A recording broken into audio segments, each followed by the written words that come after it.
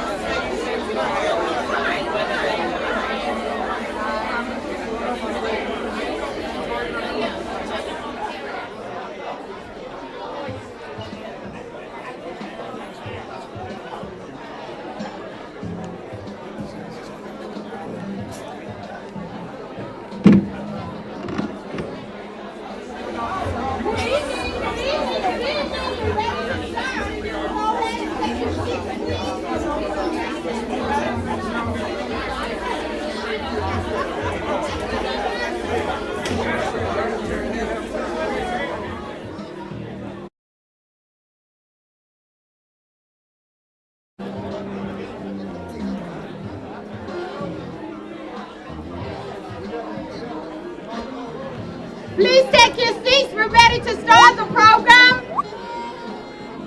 Hello?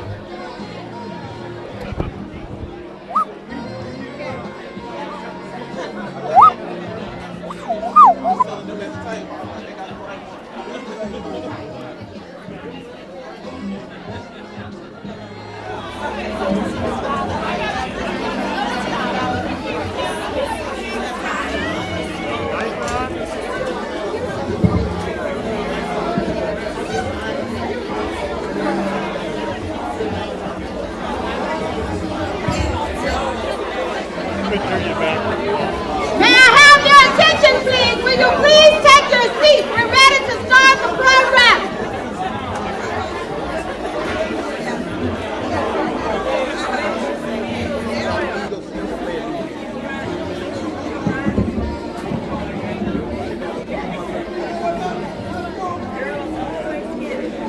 Thank you for taking your seats. You'll have time to take pictures later. Let me try this.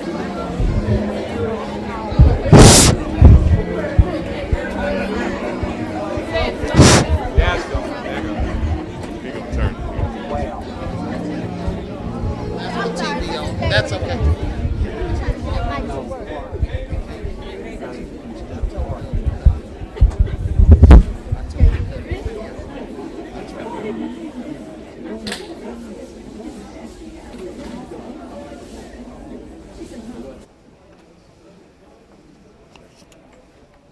Thank you.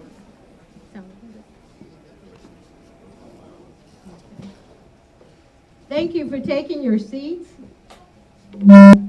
Thank you for waiting to take your photos a little later.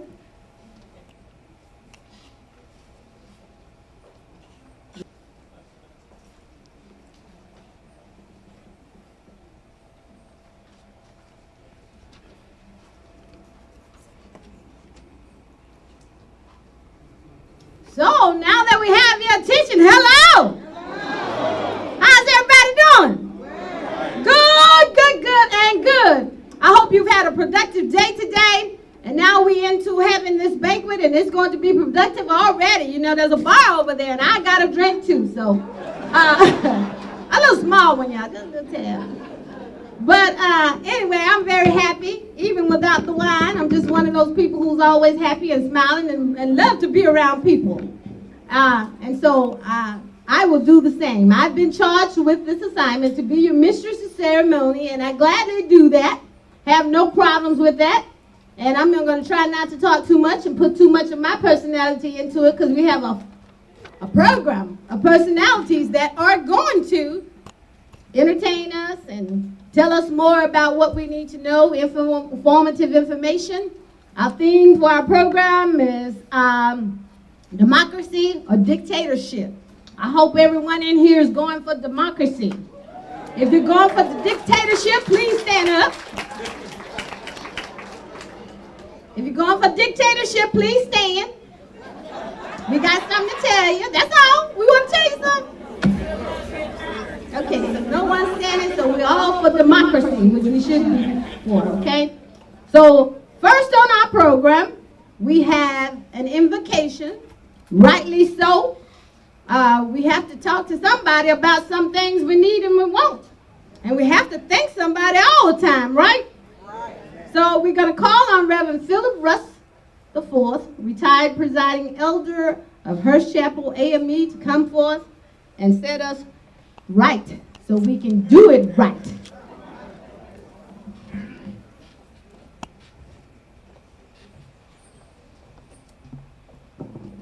Amen. Let the church say amen. Amen. Let us pray. Let us pray. Gracious and eternal God, we thank you for another opportunity to come and gather on this auspicious occasion that we celebrate 27 years of work by the Movement for Change. And we thank you, Lord, for the sacrifices. We thank you for being a voice for those that are voiceless, being courage for those that are afraid, being hope for those that are in despair, light for those that are in darkness.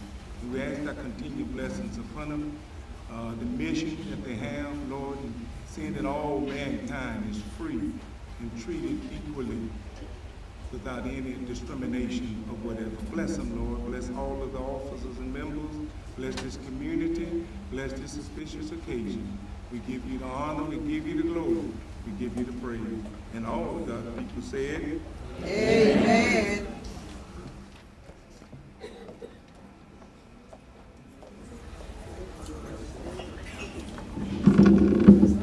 He's a little taller than me, so I have to pull him down. I'm so sorry. He's a lot taller than me. But look, we're going to all do the Pledge of Allegiance. And after that, we're going to do the Black National Anthem. If you don't know it, it's right on your table. It should be. If you don't have a copy, let us know right now so we can get you a copy. And from there, then we're going to do Lift Every Voice and Sing. And that is going to be led by Brianna Harris. So, Pledge of Allegiance. We know what we need to do. There's the flag right here.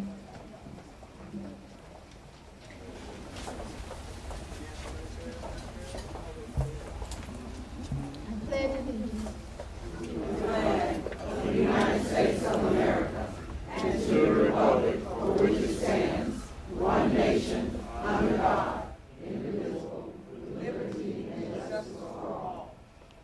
Thank you. And if you look and stay standing, please, we have the pictures of the flag, the UNIA flag. It's on the back of the sheet of Lift Every Voice and Sing. So we're ready. This flag is mine. Here's to this flag of mine, the red, black, and green. Hopes in its future bright. Africa has seen. Here's to the red.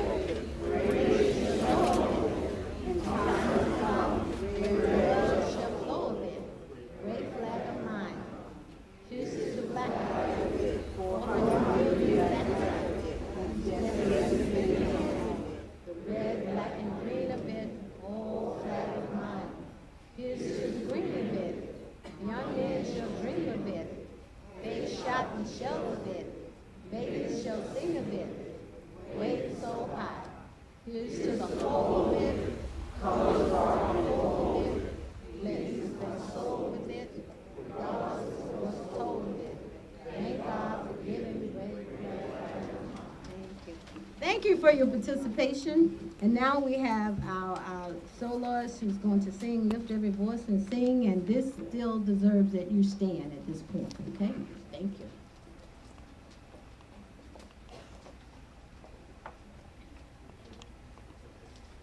Lift every voice and sing till earth and heaven ring, ring with the harmonies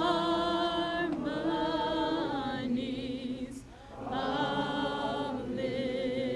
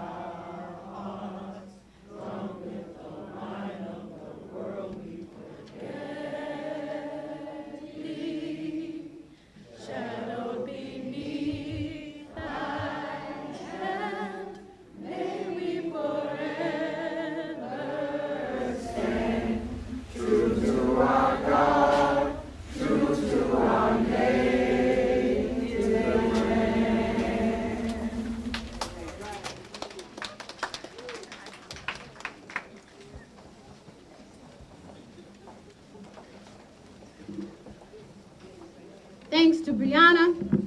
And y'all rehearsed so well. Yeah, y'all sung so well too. So y'all didn't invite me to rehearsal, but that's okay. We did really good today. It sounded really, really nice, and I'm so glad about that. Okay, and that last statement, true to our God, true to our native lands. We should all have that on our minds. So next on the program is a welcome by Mr. Rodney Jones, President. And since I announced him, he has to cash out me money for that. I got you, Doc. I got you. Good evening, ladies and gentlemen. My name is Rodney Jones, President, Movement for Change. First and foremost, I'd like to thank you all for just coming out and supporting us and all of our efforts. I also like to thank our Vice President, Mr. Jerry McIntosh, for all his tireless efforts to continue to persevere to keep this organization moving. I want to also thank our banquet committee for putting together such an awesome event.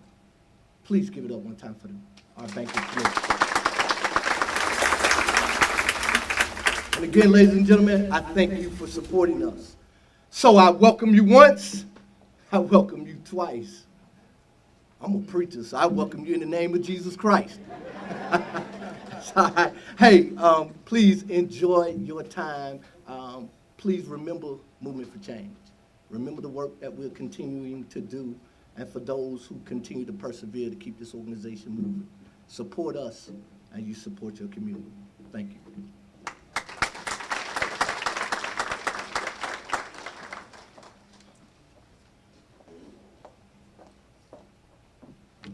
Thank you for the welcome, but I think we all feel welcomed, and we're here to do what we have to do to support Movement for Change, and we do appreciate our president giving us a welcome from Movement for Change, and I'm still going to be waiting all night long for my cash out. Okay. All right. So next we have on our program an occasion by Mr. Jerry McIntosh, the Vice President. And when he's done, then we have door prizes. So you want to hold on to your little stub that you receive. You want to know what number that is. If you don't know where it is, we'll give you a second to find it. Because after we have the occasion, then we will have door prizes by Miss Belinda Donaldson and Miss Dorothy Thomas and Miss Rita Salisbury Milton. So find your ticket stubs.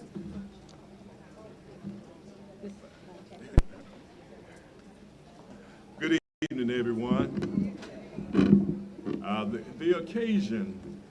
This occasion is to remind us of the serious existential threat that's out there that's against us. Our democracy is in serious trouble, and there are those who are concerned more about dictatorship than they are about the Constitution, about education, about the financial situation, about jobs, about the prison industrial complex, about all of those things that affect us directly. Martin Luther King said, anything that directly affect me, indirectly affect you. So we got to continue to struggle for the rights, and we need an army of like-minded, righteous people speaking truth to power, whether it's in Tallahassee, Florida, or right here in Pensacola. But this occasion is to not only welcome you here, but to invite you to become a part of Movement for Change and become a part of the serious work that has to be done to bring about the needed changes for the goodwill of generations unborn yet. So this is why we are continue to fight. And I hope, even if I'm not here, another 27 years that Movement for Change, Freedom is Not Free banquet, that someone will carry the mantle to make sure that it's here another 27 years. And we want to invite all of you to become a part of Movement for Change. Thank you.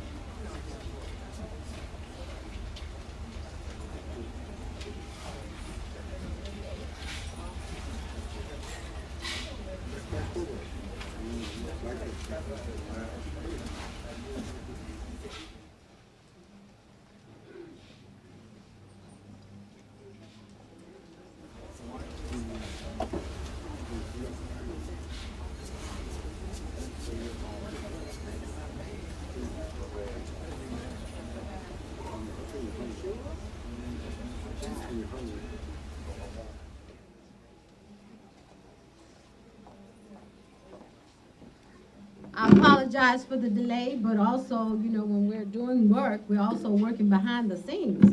So behind the scenes, next we are acknowledging our past presidents. That's Moving for Change, past presidents. We'd like for you all to stand. Past board members, veterans, if you're in the room, please stand.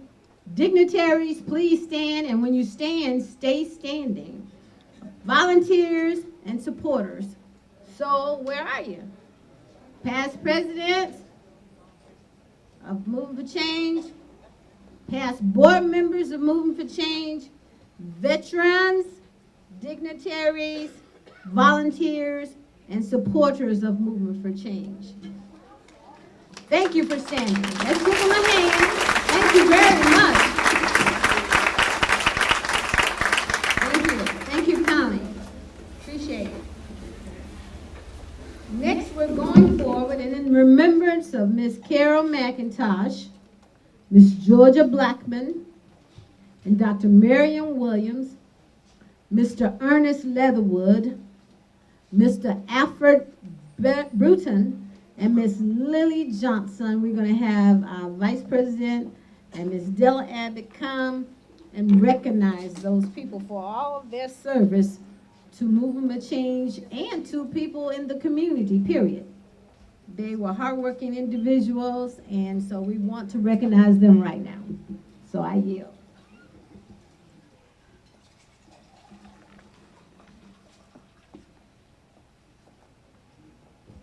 We were just going to do what you did just now. But that's what we were going to do. But that's okay. But those was some hardworking members that we have lost.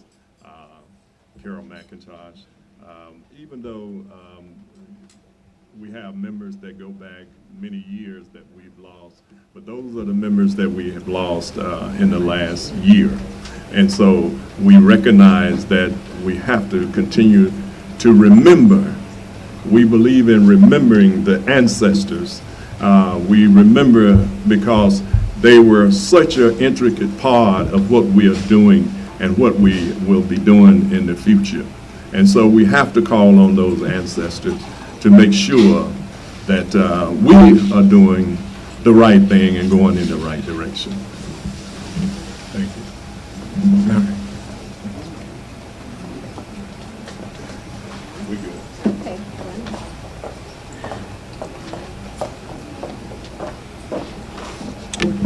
Thank you very much. Now we'll have members' recognitions. That's Moving for Change members' recognition, and that's going to be done by Ms. Belinda Donaldson and Miss Rita Milton.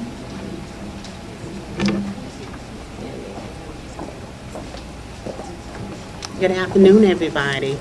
Good afternoon. We want to give thanks that you're able to come to attend this fundraiser and support our organization. We would like to have our president. Just a second.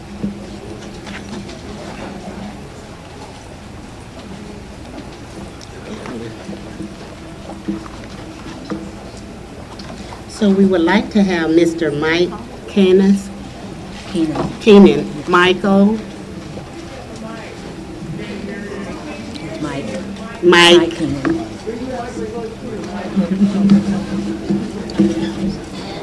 Lauren. Say it. Lauren Azano. Azado. Lauren Azado. Lauren Azado. Where's Mike? Can you get the mic working better? We're sorry. Can you just stand here, Lauren? AIRY. And what we're about to do is we're just going to go ahead and present them with a certificate of appreciation. Mike, yeah, we call Mike is right here. This is horizontal.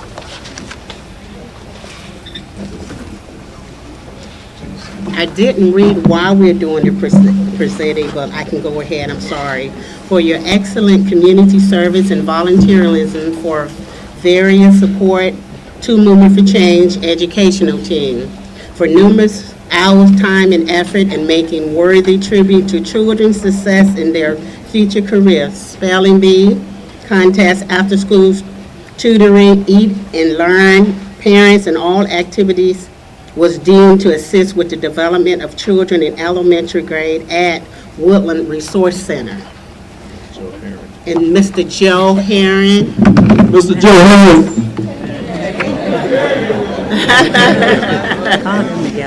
Okay.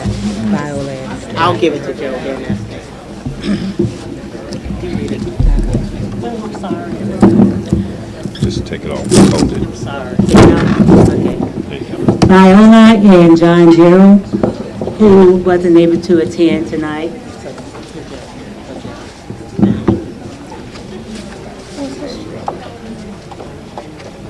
Louise Mayberry. She didn't make it tonight. Oh, she didn't make it tonight either? Okay, we'll mail it to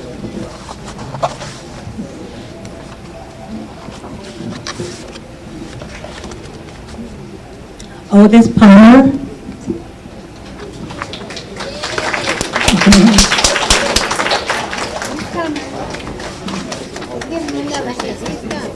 There's a money man right here. Dr. Marion Williams, Postpartum. who is deceased.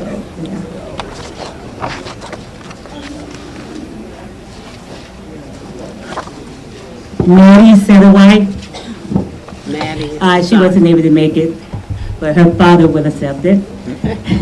She brought her Girl Scout team to the Woodland Heights Center to help with tutoring. Thank you so much.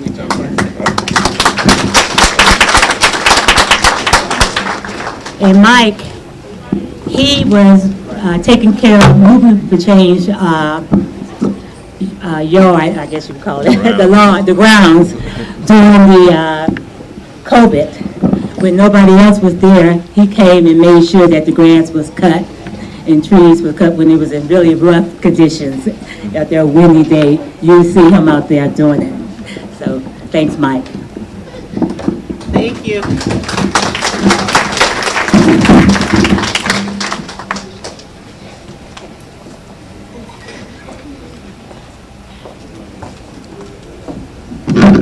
It's nothing like thanking people who have done a good job. Well, especially when they're volunteering their time and not getting paid. That's really real special. So let's give those volunteers and supporters another big hand. Now I almost said the word baby, so y'all want babies tonight. Forgive me. But next on program, we'll have African libation, remembering our ancestors, which we all should do, by Miss Christina Forrest. Not here. Not here.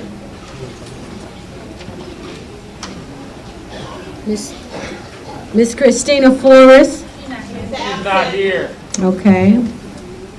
All right. Well, if you give me a moment to look in my phone, if I had known in advance, I would have already done this, but I didn't know she was not present. And so let me see if I can find the libations that I like to do. And I will be glad to do that if I can find this. Just one moment. Do you have a moment for me to find this? Yes. Thank you very much. Appreciate that.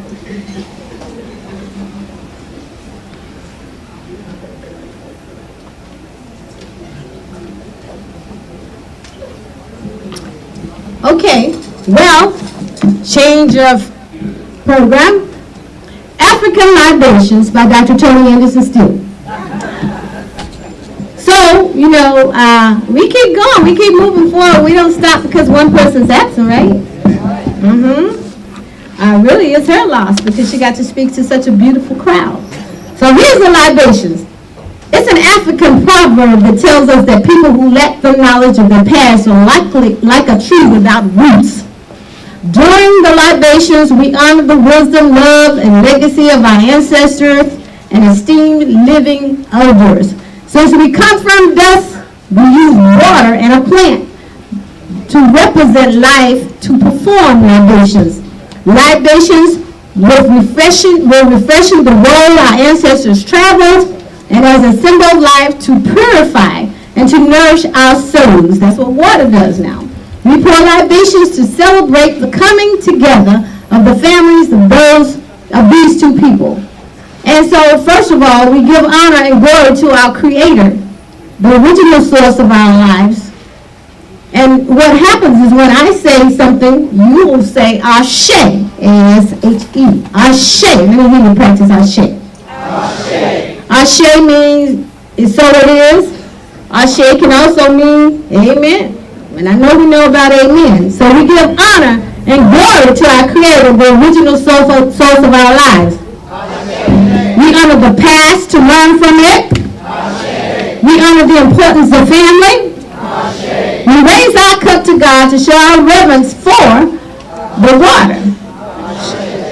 We always use cool, fresh water to freshen the road our ancestors traveled to be here with us today. We use cool water as a symbol of continuity of life, Ashe, to purify and to nourish the souls. We pour libations to celebrate the coming together of family of these two people. It is said that through others we are somebody. And so we go forward and we open up the floor, and so I'll start, and every time we pronounce a name, we recite a name, then we're also supposed to say Ashe. So I'll start with my father, Otis Gatson, Ashe. My great-grandmother who lived to be 114, and I was 19 years old when she died, Phony Mobley. Ashe. And it's open to the floor. Elizabeth Bell. Ashe. Charles Smith. Ashe. Ben Frazier. Ashe. Ashe. Ashe. Daniel Agnew. Ashe. Ashe. Ashe. Ashe.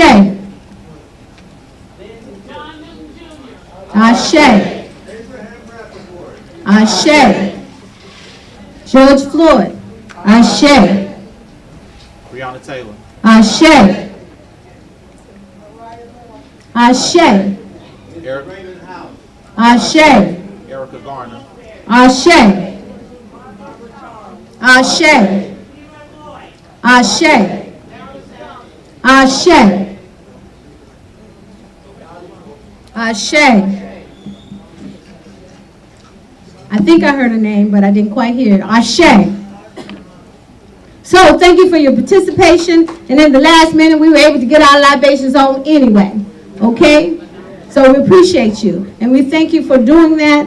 And so to all of you, it is important that we recognize that we are standing on the shoulders of our ancestors. All of our ancestors, not some. Thank you.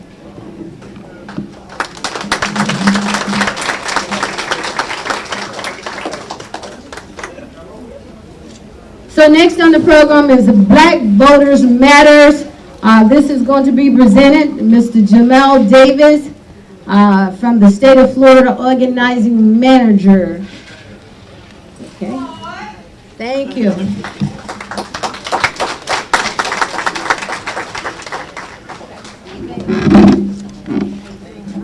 All right, that was wonderful. Y'all give yourselves a round of applause. And y'all did that so wonderfully too, because sometimes it be really dry when I be letting people know to give themselves a round of applause. Okay, so my name is Jamil Davis. I come to you serving as the Florida State Organizing Manager for Black Voters Matter. We are an organization that organizes in 20 plus states across the country. I know that seems very extravagant, but it's not as extravagant as you think it is. It's very hard and tedious work. It's just tedious. It's not hard. I promise you it's not. But we organize around voter education, voter engagement, civic engagement, legislative advocacy, all the wonderful things that we tell you all during election season and past election season, or what you all consider big election seasons. So, why am I here? I'm glad you asked. There is a pamphlet sitting on your tables. Some of you all have one for yourselves. I started running low, so some of you all have two just sitting on the table. I would like for everybody to grab said pamphlet, and if you have just two on the table, pass it around. All right, so there is a big QR code on the front with the state of Florida. If you have any knowledge of how to scan QR codes, please scan that QR code. If you need help, I guarantee you there is somebody at your table that can help you in the process of scanning this QR code. Why is this important to us? Glad you asked again. There is a survey that is attached to this QR code. It is our issue mining survey. We are doing a survey in the entire state of Florida, trying to find out from people what are the issues that are important to them. We cannot get out on the ground speaking to people about who they should vote for without finding out from people what are the issues that are important to them for them to want to even step into the polling booth in the first place. How many of you all agree with that? All speak at once. Wonderful. This is a very crucial election. I know we say that every 2 to 4 years, but this is really honestly a very crucial election. But the only reason that people will find this to be a crucial election is if we actually have conversations with them about the issues first, before we then start having conversations with them about why they should vote for a certain person. The other conversation that we need to have with people that's on the ground is to let them know that there is an election going on that is not just the two top people at the ballot. It is very crucial that we have conversations with individuals around the fact that there are down ballot races that they need to vote for. I'm going to ask this. I know it is a great deal, but if there are people that are in this room right now that is currently running for some sort of office, please stand.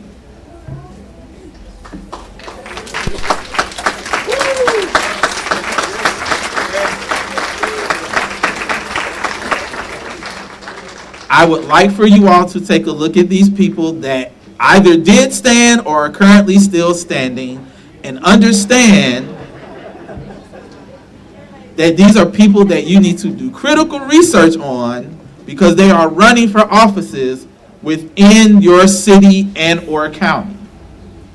Also on the ballot this year in the state of Florida, we have Amendments 3 and 4.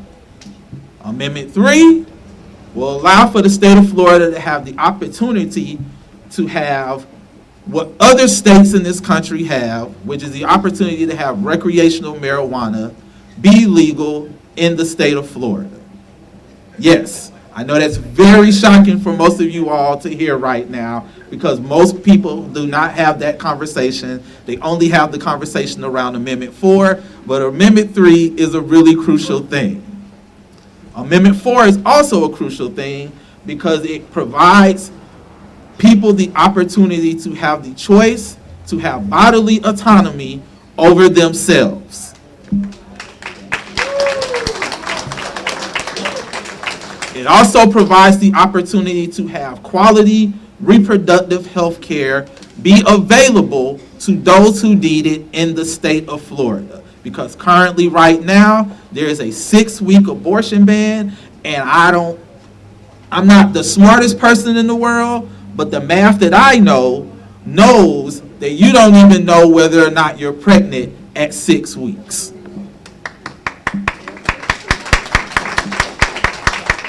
So these are two crucial things that are on the ballot that we can have conversations with people about, along with those individuals who are running for state house, state senate, county commissioner. I see you, Lumen. I appreciate you, good sir. And also Pensacola City Council. I see y'all in the building. I appreciate y'all as well. So please, please, please have those conversations. I also would like to state that this is the first time in 32 years in the state of Florida that all 140 seats in the state house and the state senate are being contested.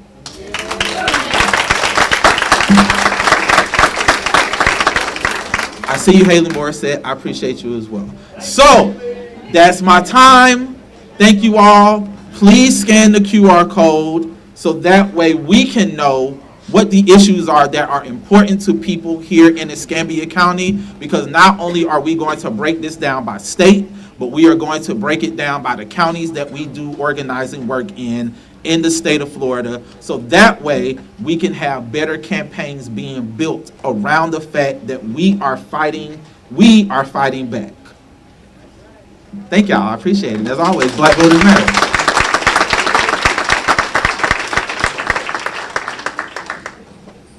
Well, thank you, thank you, thank you. We appreciate the information, and we have been given an assignment, a number of assignments as it relates to vote. Quoting John Lewis, he said, "My dear friends, your vote is precious, almost sacred. You please vote." So we're moving forward. Our next person on program is Reverend John Powell with Truth for Youth. You'll have 5 minutes at the mic. Reverend John Powell. Give him a hand as he comes.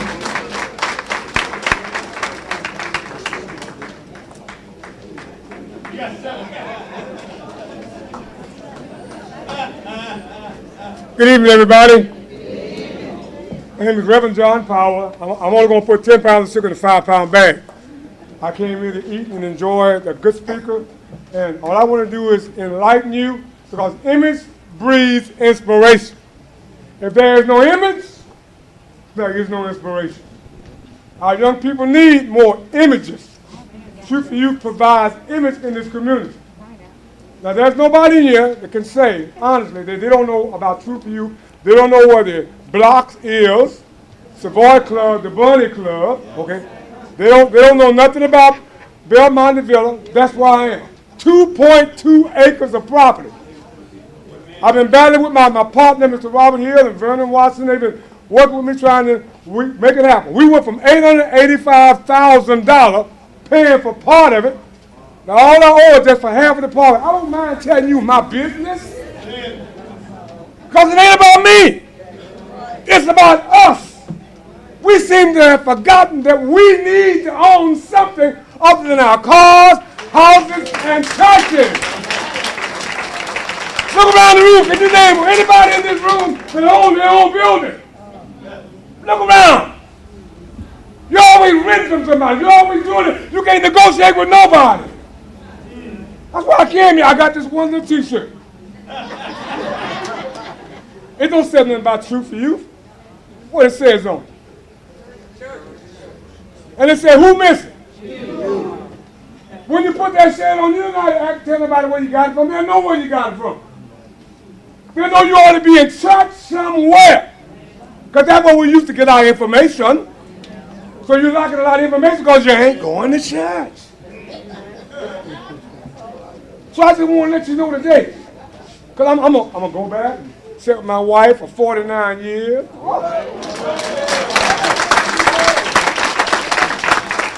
But I just want to let you know that unless the Lord build a house, the labor be in vain. Okay? I ain't worried about paying for the rest of that building down there, but I can guarantee you ain't nobody going to get it. Everybody been trying to buy, but they don't get it. So you know why? Because it don't belong to me. It belongs to us. My children, my grandparents, all of my seniors, we own that building.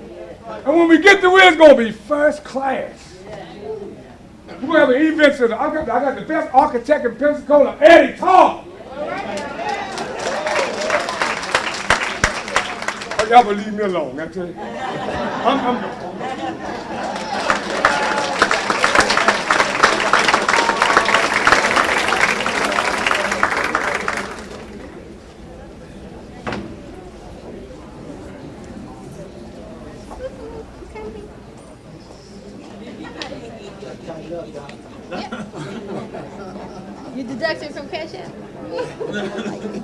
Okay. So, thank you very much, Reverend Powell. And so now we move forward to the importance of the vote by Mr. Derek Scott, Chair of Escambia County Democratic Party. Mr. Derek Scott, please. Please come in.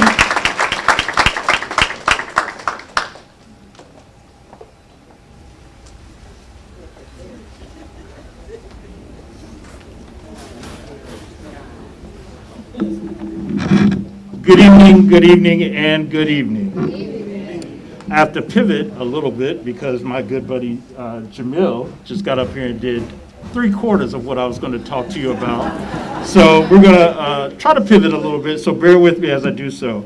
As we are here celebrating Juneteenth and this year's theme, Freedom is Not Free, I want to ensure that everyone in this room knows what is at stake this November and why we need to continue to do the work to ensure both our democracy and our freedom remain intact. For those of you all who I don't have the privilege of knowing, my name is Derek Scott, and I happen to serve as the chair for the Escambia County Democratic Party. Yeah, all right. I have been given about 5 minutes, but I'm going to take 2 minutes and just expound a little bit on something that Jamil did. But at this time, what I would like to do, he had all the candidates that stand, but I'm going to ask a little step further. I want to have the candidates and electeds who are seeking re-election to please stand again. And it's not enough just to see who they are. I want you to hear their names so you know when it's time this November to vote, you know who to cast the ballot for.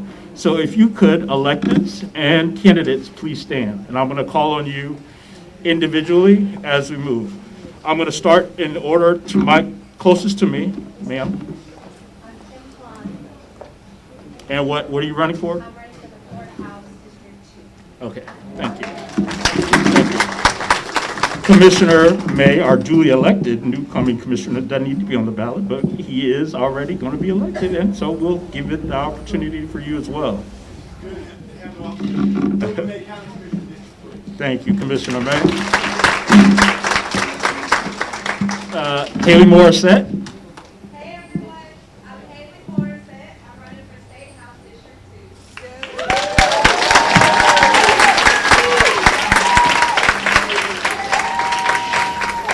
2. Councilwoman Broughton. Hello, City name Tony Broughton, and I am the current representative for District 5.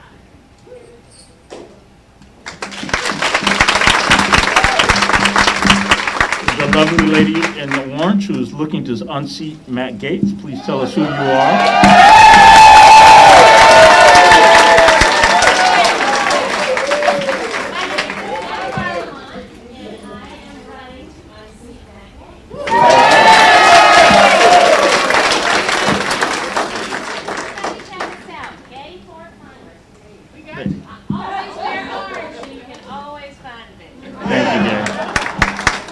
Mr. Ron Helms. I'm Ron Helms. I'm running for Turn County District 4.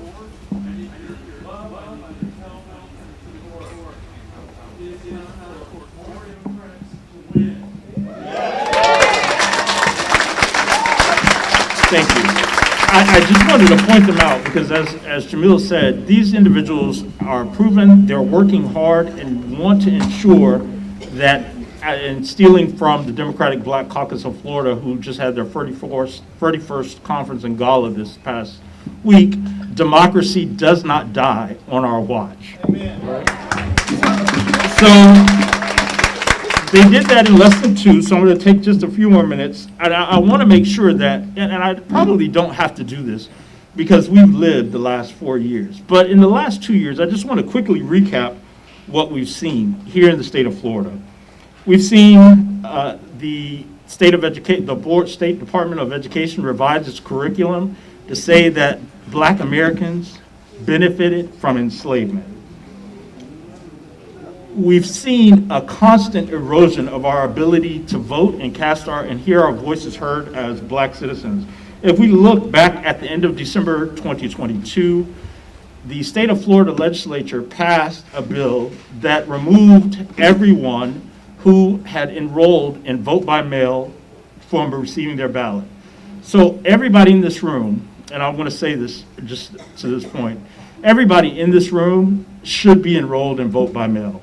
If you have not done so from January 1st of 2023 to present day, and you used to vote by mail, make sure that you see, I'm going to ask some of our Democrats to just stand and wave their hands, or stand so that we can see, talk to one of them, they can get you re-enrolled. It takes 5 minutes to do. That is going to be critical, that we cast our ballots in that manner.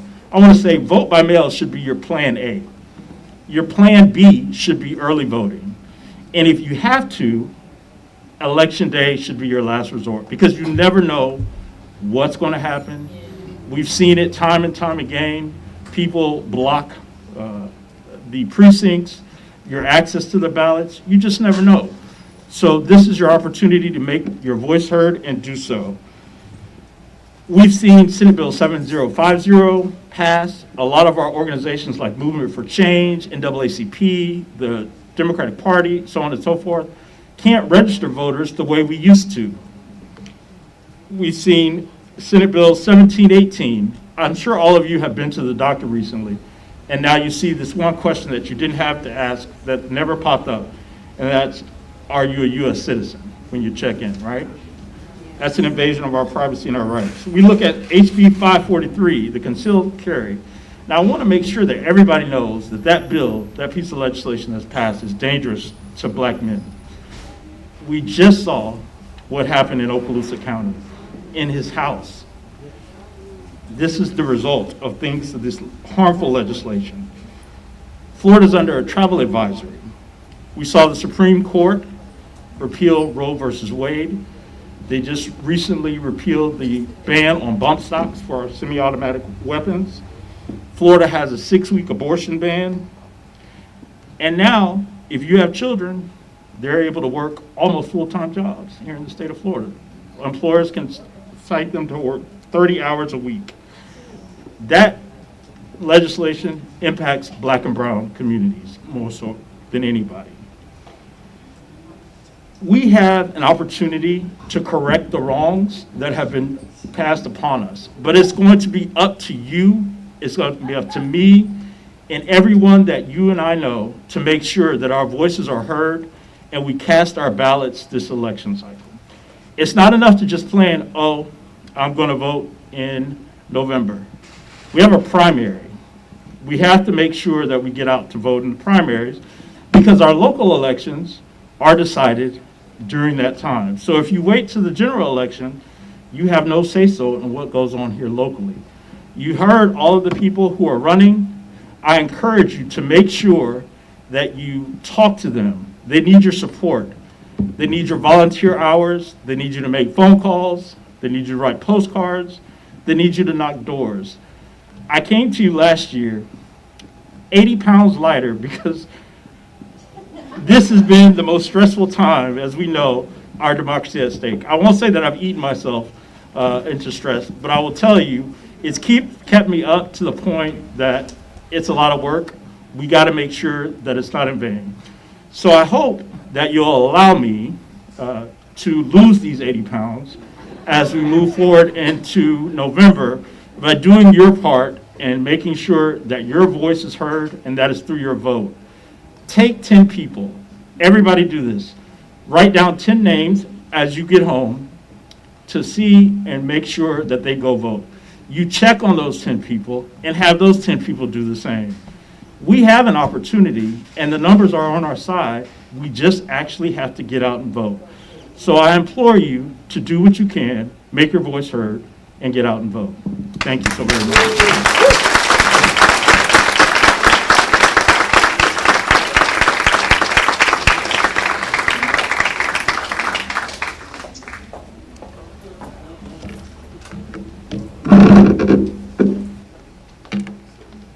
Thank you, Mr. Scott. We needed all of that inspiration to get our act together about voting, and also listening to the candidates spill on what they're going to do or not do. So again, we've been charged with handling the affairs that we should, because voting is important. So we don't ever want to take voting lightly. And so we need to encourage each other here to do the proper thing as it relates to voting. And from here, in this group of people, we encourage others to do the same. Thank you again. So we have an announcement from the League of Women's Voters. They will host, I don't see where Ms. Paula is sitting. Oh, there she is. The League of Women's Voters will host a forum for all the candidates running on Wednesday, July 17th at 4:30 p.m. at the main library on Spring Street.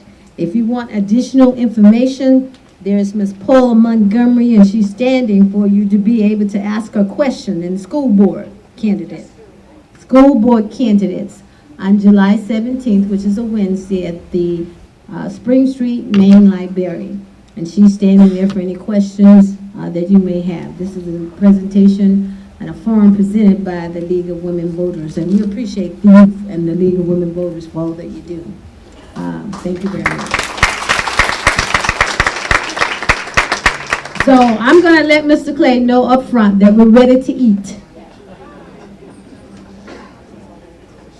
So you have the floor. Come on up, Mr. William Clay. He's going to talk about Title 6 and 7. Are you talking about a late meal? You can make it that way, but I'm trying to tell you not to do that. We're ready to eat, okay? 6 minutes. Okay. All right, Mr. William Clay. Isn't that what we're discussing? Yes, sir. I thought y'all took 2 of my minutes. Yeah, go ahead. Good afternoon. My name is William Clay. Some of you I've met, and some of you I haven't. But my background has been federal dollars, federal spending, since the age of 19. I've served in 5 different federal agencies, 2 state agencies, and participated in school board in some manner. But I'm here to talk tonight. I'm here to talk about Title VI and Title VII. Who here has a very strong foundation in Title VI or Title VII? If I ask you, what does Title VI mean to you, what would you say? Have you heard of Title VI? Who all work in public? Who all work in the public? Whether it's the state, whether it's the federal government, whether it's your 501c3, city, county, all of those are Title VI programs because they're tax exempt by the federal government. And when you are tax exempt by a federal government, you're just like a federally assisted program. So Title VI and Title VII, they are very important to us every day. As a matter of fact, Title VI, you live Title VI every day from the time you wake up until the time you go to bed. Everything that was created, the internet, interstates, bridges, tunnels, all of these activity was pretty much funded under Title VI program, tax program, your federal tax dollars. For an example, the state, all 50 states, they're tax exempt from federal taxes. So they are automatically a federally assisted program. Counties, tax exempt from federal taxes. They are a federally assisted program. So are our cities, so are our school boards, all of those tax exempt, and even 501c3s. But what I would like to get across is that we need to know more about Title VI. If all the the politicians that's here or plan to run, I would ask them, what are your intentions when it comes down to Title VI programs? For an example, Everyone here, I think, knows about Atlanta, Charlotte, Arizona. All of those cities grew through Title VI program, CDFI. If we don't know how to really get involved with Title VI, then all the rest of the cities that knows about Title VI, that knows how to build better educational programs, that knows how to build better bridges, interstate, inter-service program, we'll be doing the same thing, looking for these, for politicians to try and bail us out, when that's not the issue. The issue is that we have to know how to manage our Title VI dollars, I mean our federal tax dollars. As many politicians, for the most part, except for a few that I've met, I ask them, where are you with your Title VI program? You know, people look at me, what? What do you plan to do with your Title VI program? Is the city Title VI program, is it in compliance? If it's not, what type of compliance tool are you going to use? What type of an evaluative tool are you going to use, whether it's utility, whether it's feasibility, proprietary, accuracy, or accountability? These are the things that we must know when we go and stand in front of anyone when we're talking about public dollars. And that is a teaching that we need. And let me say this, for as many people that I have met and have met me, one thing that they know is that when we start talking about politics or anything else, I do not deal with best business practices. I don't want to hear about Pensacola or Escambia County best business practices. What I want to know, or what I ask, what are they doing with the tax dollars? How are they spending the tax dollars that are causing adverse impact on a protected class of people, or adverse impact in the school district? That's what I want to know. When we can walk and we can see that there's a disparity in an underserved community, people don't have to tell me what's going on. That compliance is not there with the public dollars. So these are the things that we need to talk about. Because if not, it doesn't make any difference who you send up there in any political position, as long as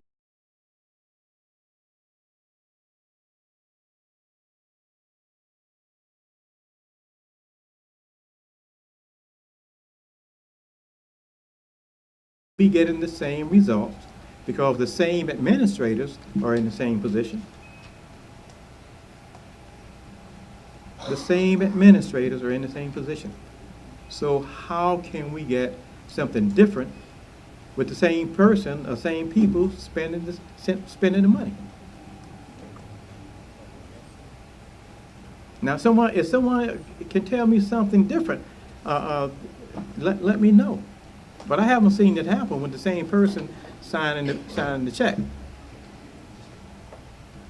I thought she added 2 minutes. Did you add 2 minutes? Okay, thank you.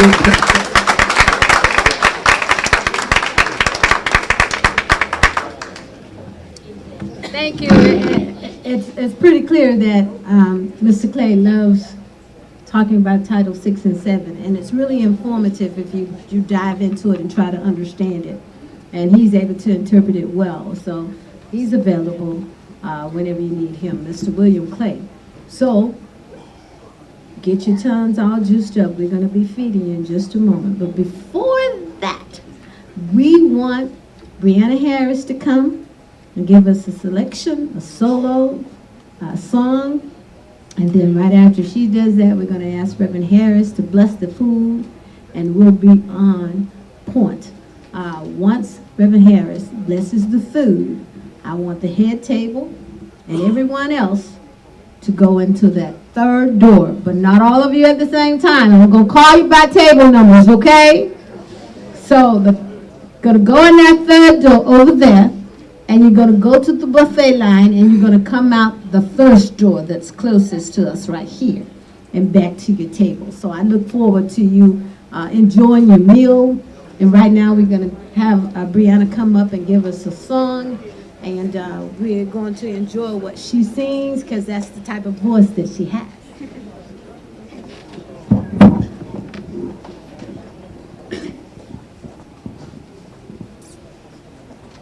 Swing low, sweet chariot,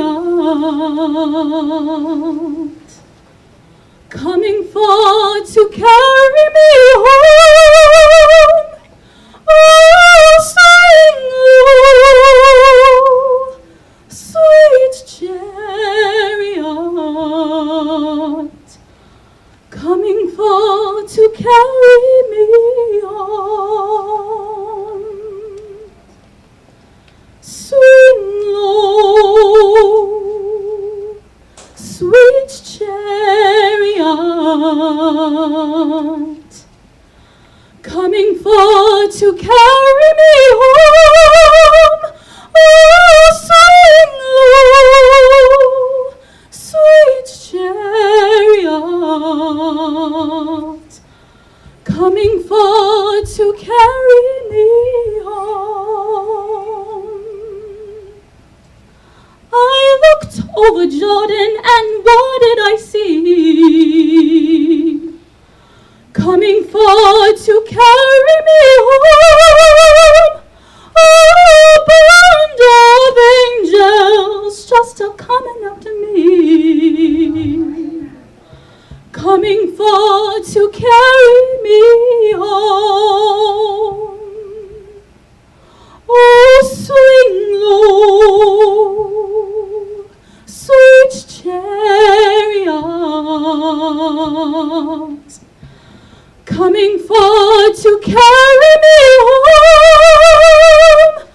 Oh, swing low, sweet chariot,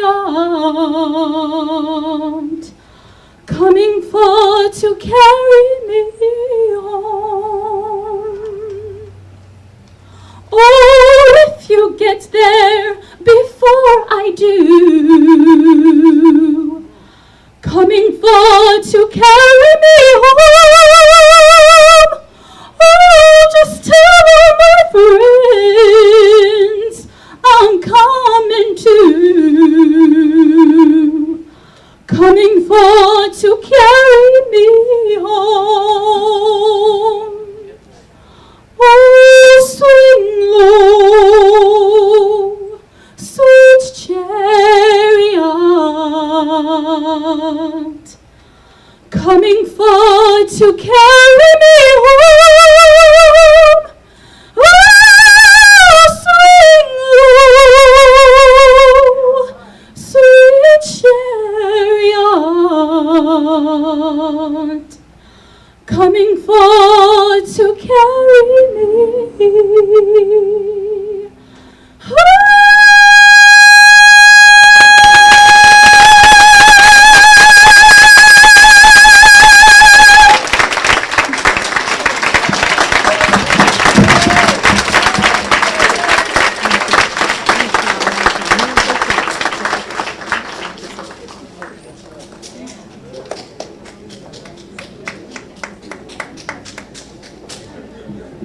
I'm not saying wow because she's my granddaughter. I'm saying wow because she deserves me saying wow. Let's pray. Father God, we thank you for this food we're about to receive for the nourishment of our body. Bless, sanctify, in Jesus' name. Let us all say, amen. Okay. It's time for everyone sitting at the tables to participate now. Where's that collection tray? I'm teasing. We're going to let y'all eat, okay? So head table, third door on the left. Go down that way where you see the young lady standing, and you'll come out the first doorway. Tables 1 and tables 2 will follow the head table.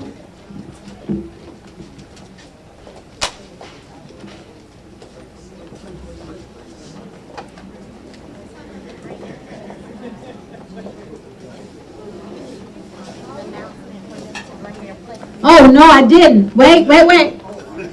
Bring your plate. Take your plate when you go to the buffet. The plate is on your charger. You want to take your plate. The plate is on your charger.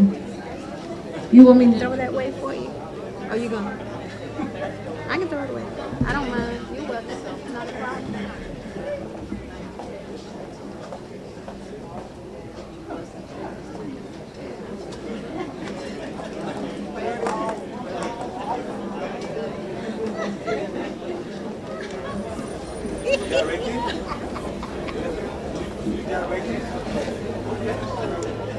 And so if we do it like this, you won't have to stand in the buffet line long.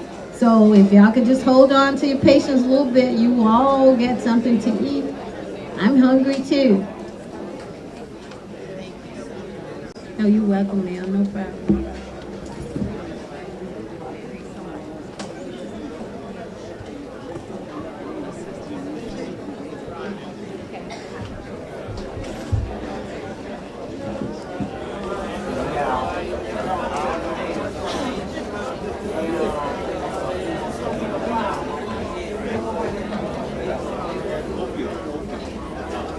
Yes, take your place with you to be served. It's moving very quickly. There's someone coming out already. Great.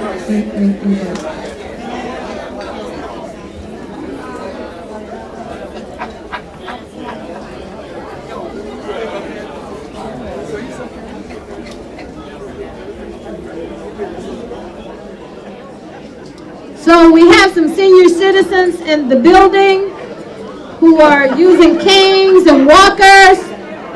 If that applies to you, if you're using a cane or a walker, if you will raise your hands, we will have a designated person to go and prepare your plate.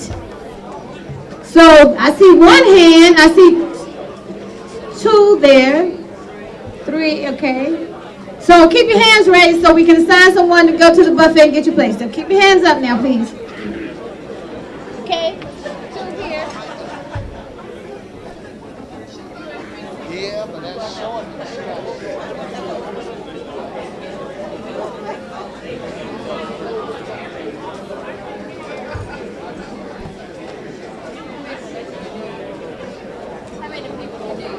Okay, so here's what we have. We have one person at table 8. She's got her hand up. We have 2 people that I can see at table 9. And we have 2 people at table 7 is what I saw. And we have 2 people over here. I can't see the table number though, ladies. What's the table number?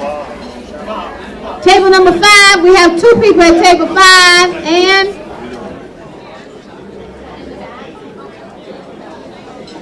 I think that's it.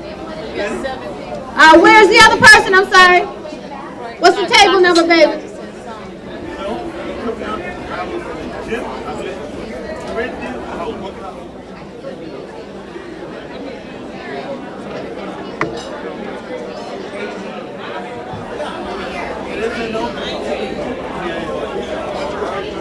Okay, we have 2 people.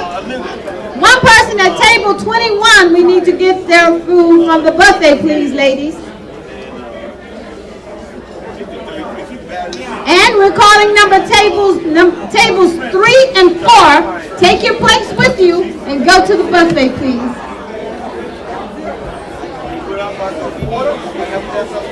Go in the 3rd door, please, and come out the 1st doorway. Thank you. What? Table number 9, there are 2 ladies. Table number 9, 2 ladies. Table number 21, 1 person.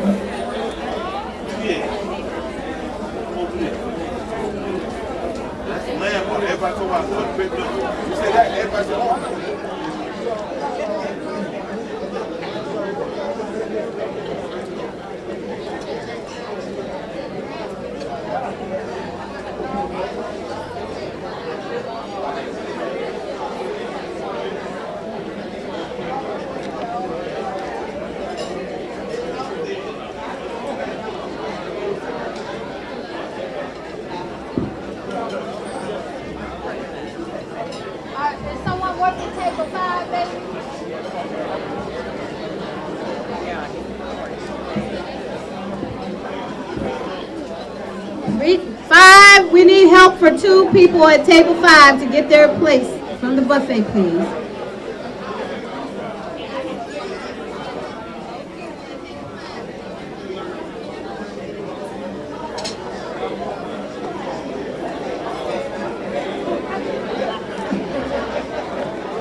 So at table 7, there are 2 people at table 7 that needs to get their plate also. Table 7, 2 people at table 7. 1 person at table 21.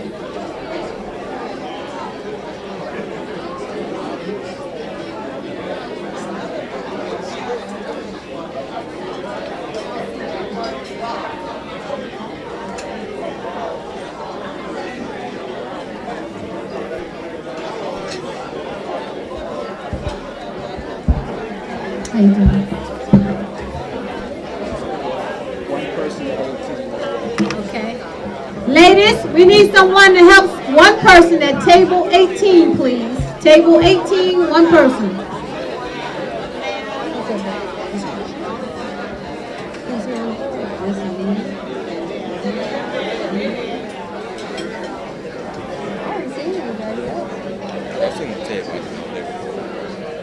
No. Y'all, we were supposed to sit with my husband at that table. You saw Tyrone when he got everybody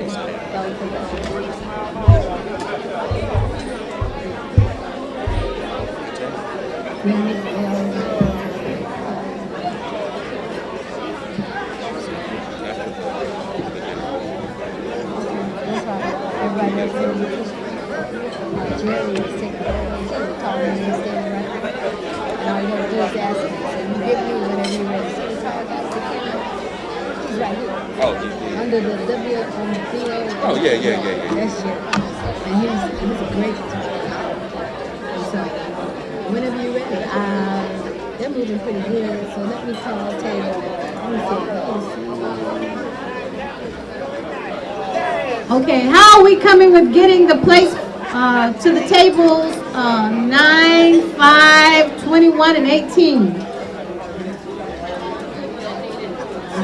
That I know of. We got right here, table, right here, 2 people right there at that table. I can't see the table number. It's table 7.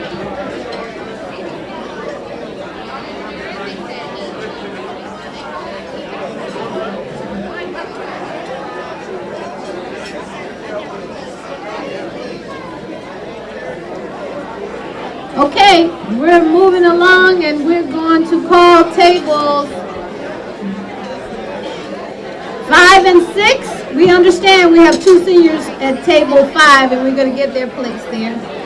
So tables 5 and 6, be sure to take your plate. Be sure to take your plate.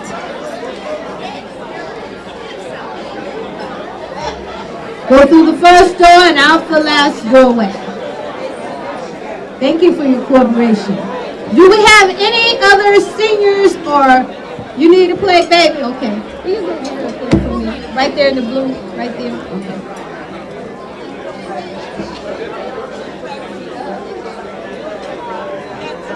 Okay, all right. Are there any other seniors who need us to get their plate from buffet? Have all of our seniors, people with canes and walkers, been served? If not, please raise your hand.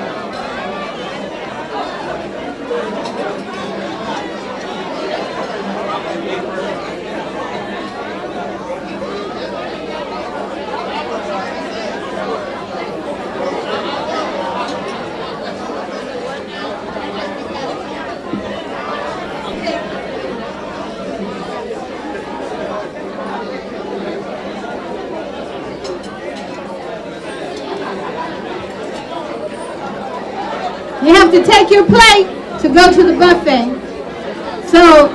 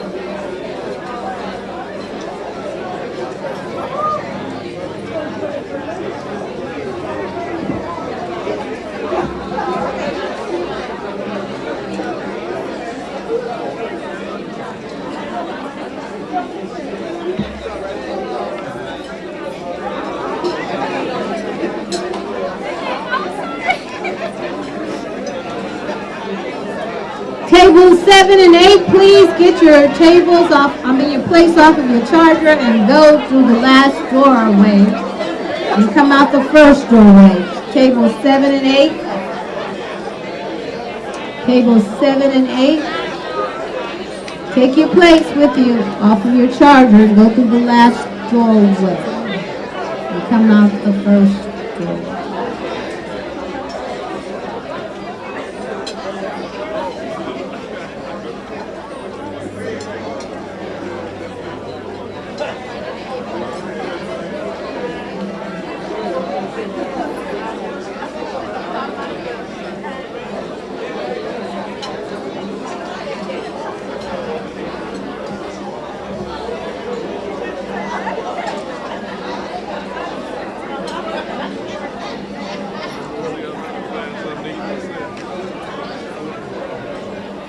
Table 9, please take your place through the first doorway to be served. Table number 9.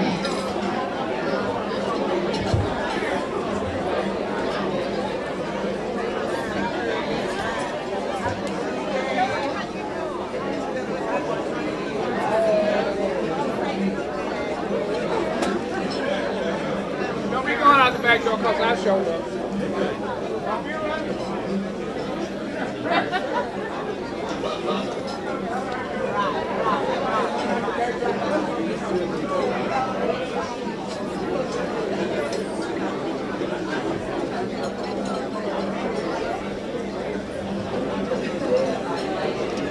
Table 10, please take your place and go through the third doorway and come out the first doorway, please.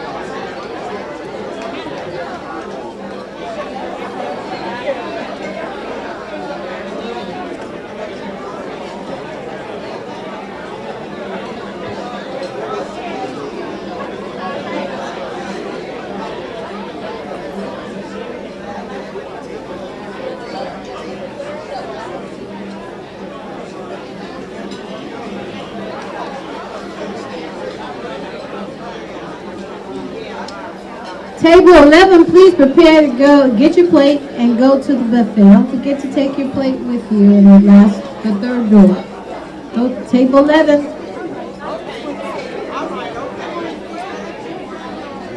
Take your plates, table 11.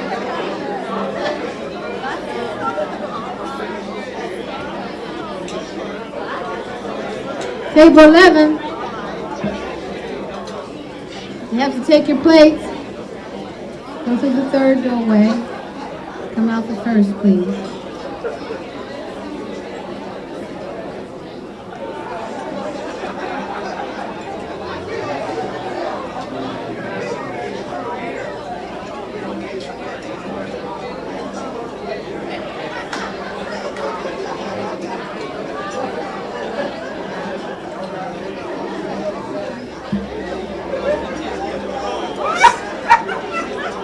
You have to take your place with you from the table to be served at the buffet.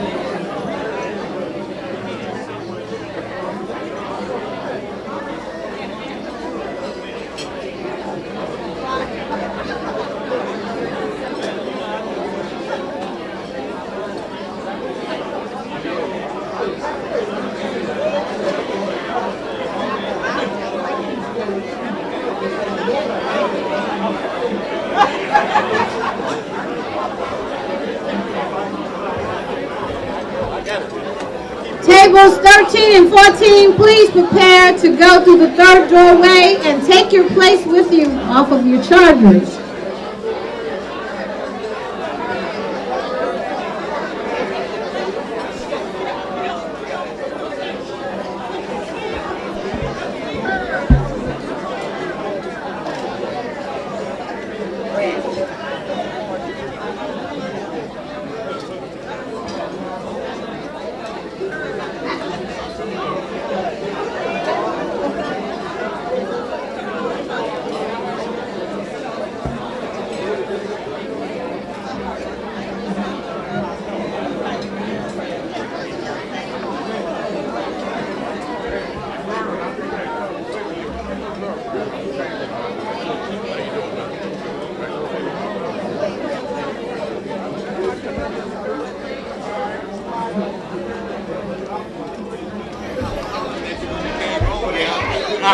I'll get you later. I'm going to do it good. That's good. Good seeing you.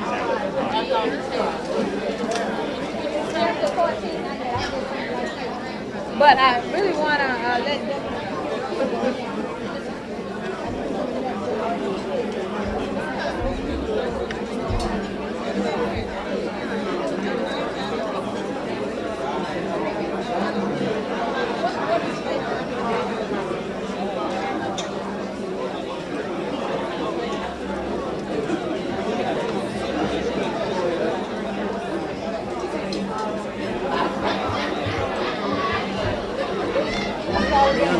Rihanna's not feeling well. Okay, I'm feeling.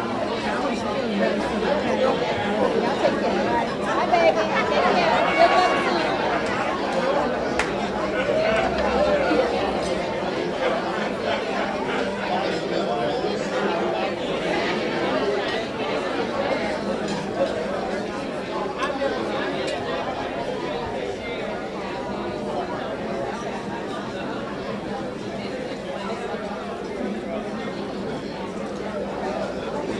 Feel better soon.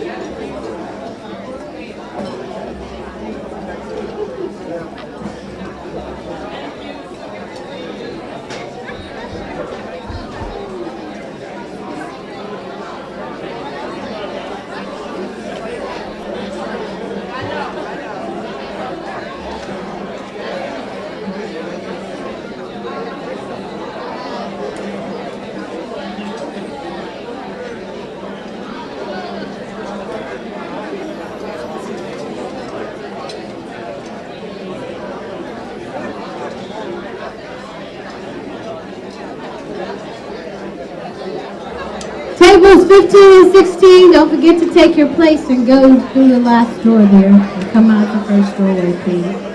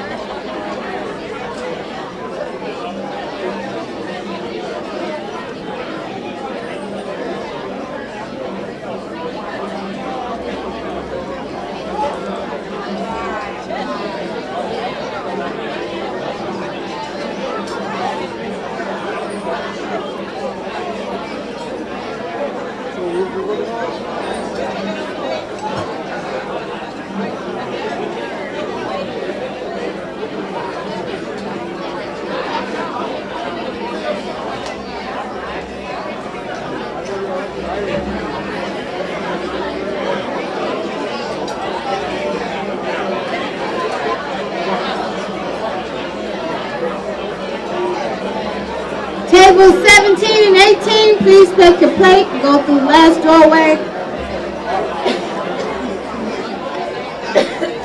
Tables 17 and 18.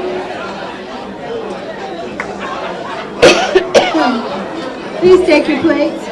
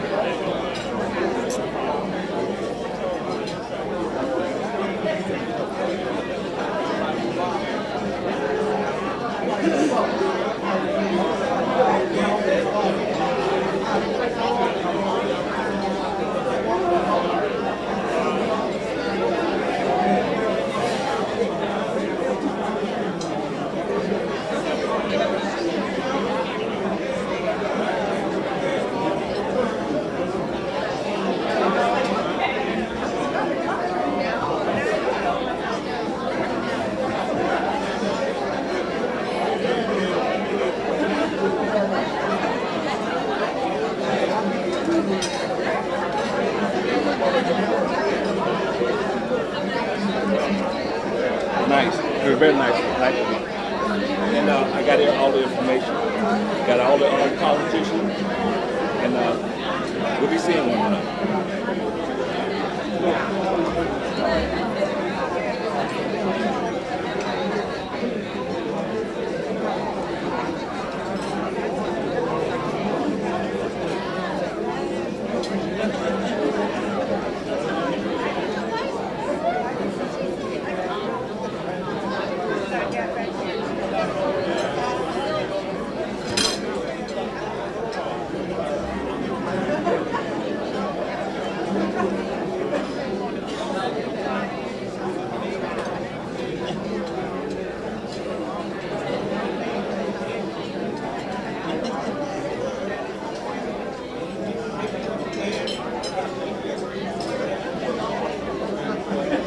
Tables 20 and 21, please take your place through the third doorway and come out of the first doorway. Tables 20 and 21.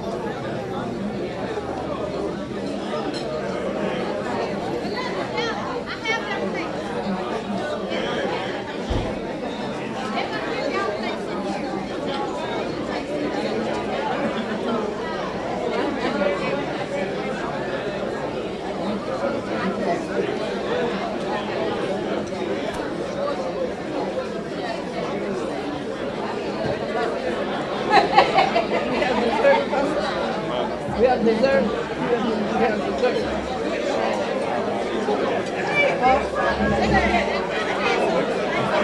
Let me find it.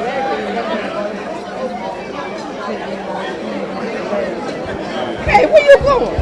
I ain't see you right now. We got to go back to work. Okay, I'm sorry. Well, thank y'all for coming. Okay. All right, take care now. All right. Okay, Grace, y'all go back to work, baby.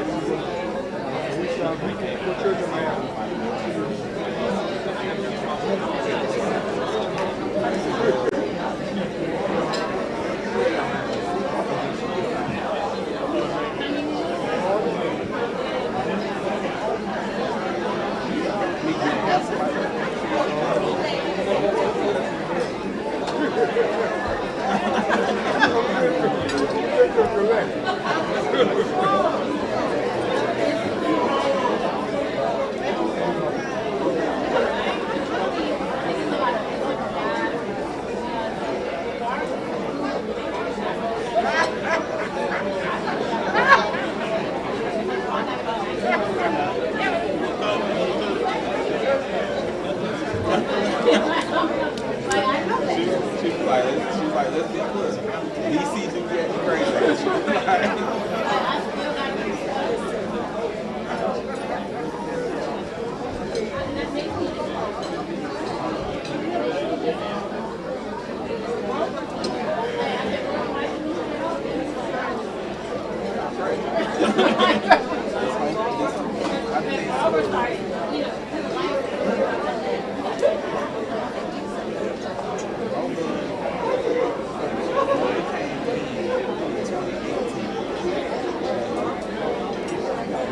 Little small amount right there. Left out in 2022, that whole game and a couple falls. And I think 2020 is what gave him a lot of his balls.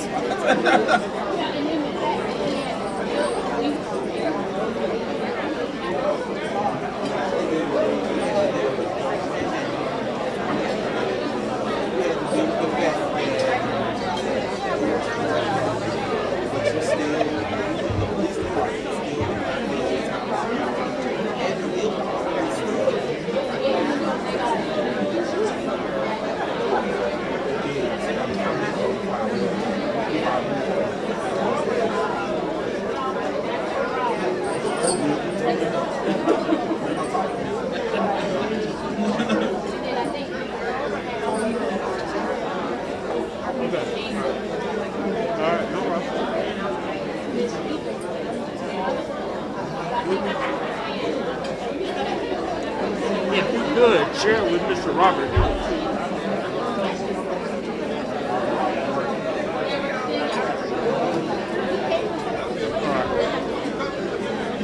Okay, good. Okay.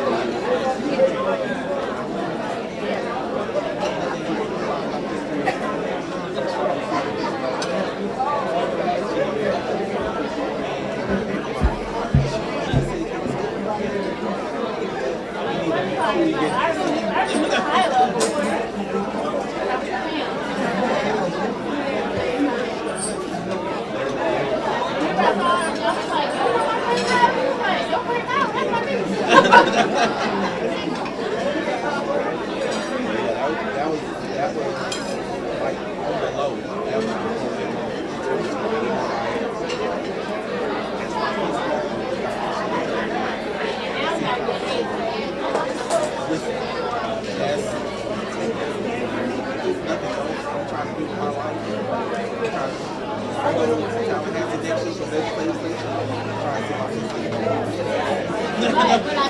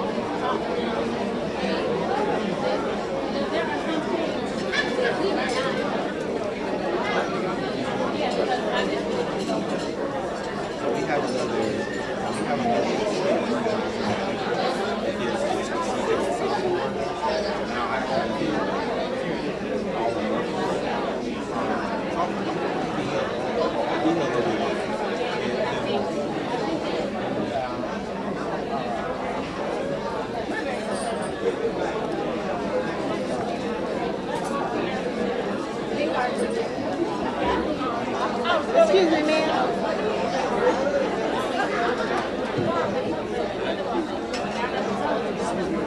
Yeah, I was speaking to one of the persons here, and he said that he couldn't hear you from where he was. If the person could speak right into the mic, he think he could hear better. Okay.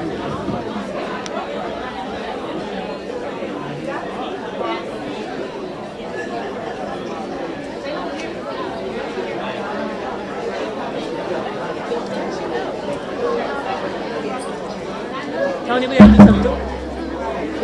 some door prizes real quick. Okay, go ahead. You want me to next? Oh. They said they can't hear us in the back, so y'all gonna have to speak clearly in the mic. Okay, ladies and gentlemen, get out your tickets. We're gonna do about 4 door prizes. Oh, you already picked these? Okay. Oh, okay.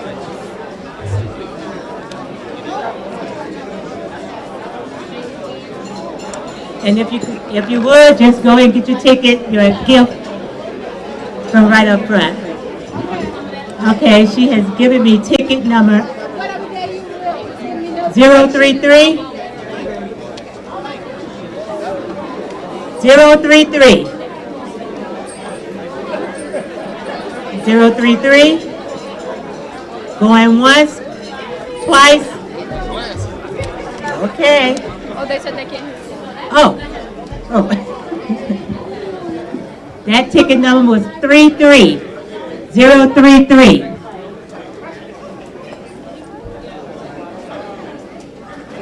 Okay. Ticket number 172.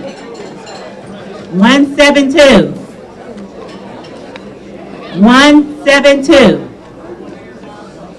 Now the ticket is the stub from your ticket. All right. 037. 172, yes. All right. Nobody.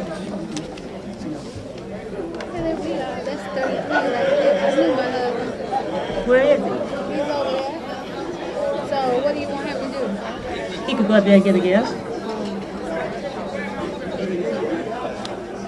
I guess I should call it. 037, Johnny Boyd.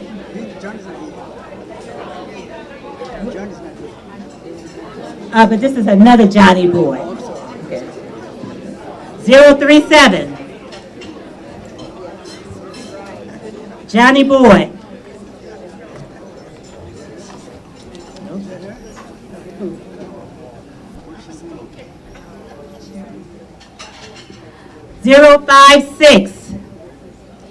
056. All right. Okay. We'll be checking the tickets too. Give me two.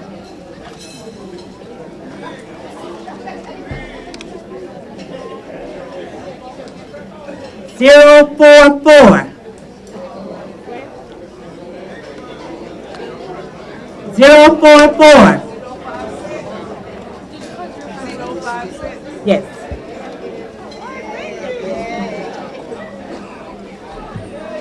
044. 44. Nancy. Oh, she left. Nancy there. 065. 065. 65. 65.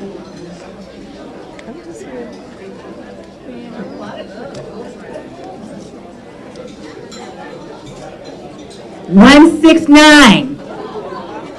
Oh. 169. All right. Give me another one. Yeah. Another bag. 043. 043. 43. Oh, he left. They only two.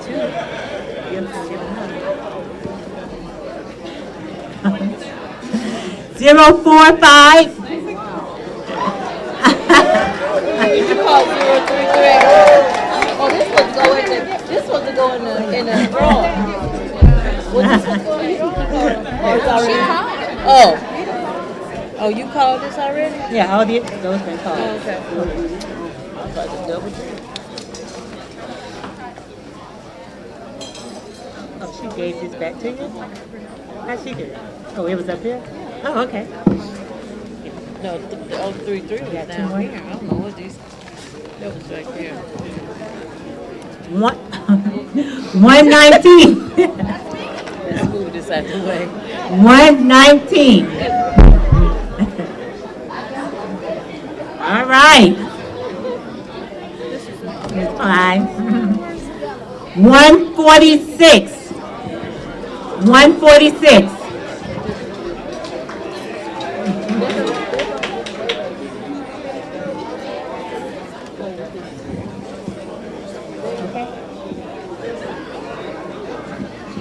All right.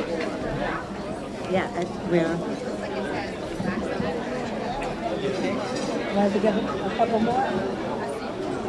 Okay. Okay. Until next time.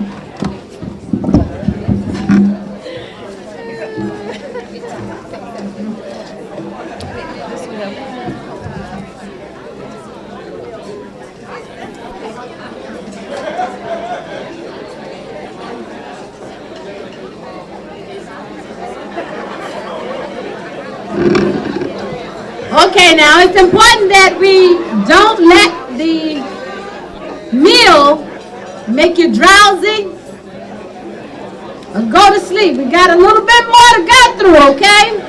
And desserts are coming out. So I wanted some dessert, so y'all hold on tight for the dessert, okay? Don't fall asleep. So next we have on our program is our Vice President of Moving for Change, Mr. Jerry McIntosh. Can I have your attention, please? May I have your attention, please? Woo-hoo. May I have your attention, please? May I have your attention, please? so we can continue. And we're trying to stay woke, so hold on now. So we're going to have Mr. McIntosh present our speaker for the hour. Thank you so much for your attention. And dessert's coming.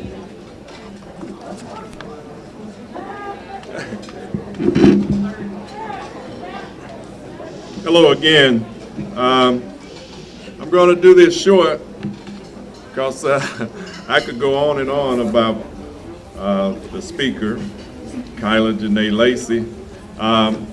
She's a writer, spoken word artist, cat lady and funny girl, featured on and right about now, BuzzFeed, Harper Bazaar, Slate Magazine. She has appeared on Tamron Hall's show, Last Week Tonight with John Oliver, the New York Times, the Atlantic, that other channel, Fox News. Her resume includes over 100 college visits and speeches, and a viral sensation on social media platforms. So I'm not going to say too much more, and I'm going to introduce her. I'm a little bit biased about this much because she's my niece.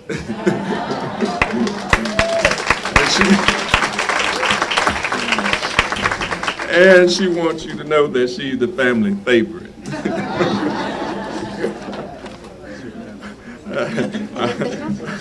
I'm going to bring her up now, Kyla Janae Lacey.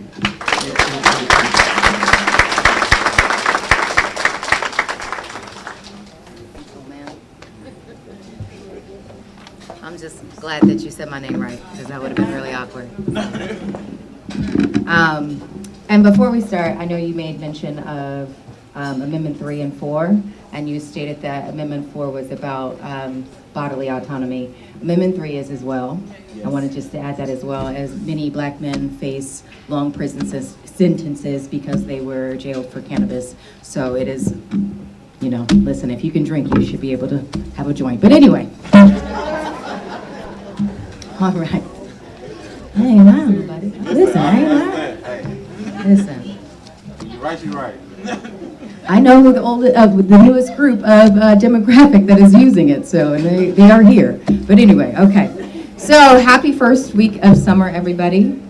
Well, first, I want to say a little story. I know my Aunt Carol cannot, you know, she's here. She's not here, but she's here.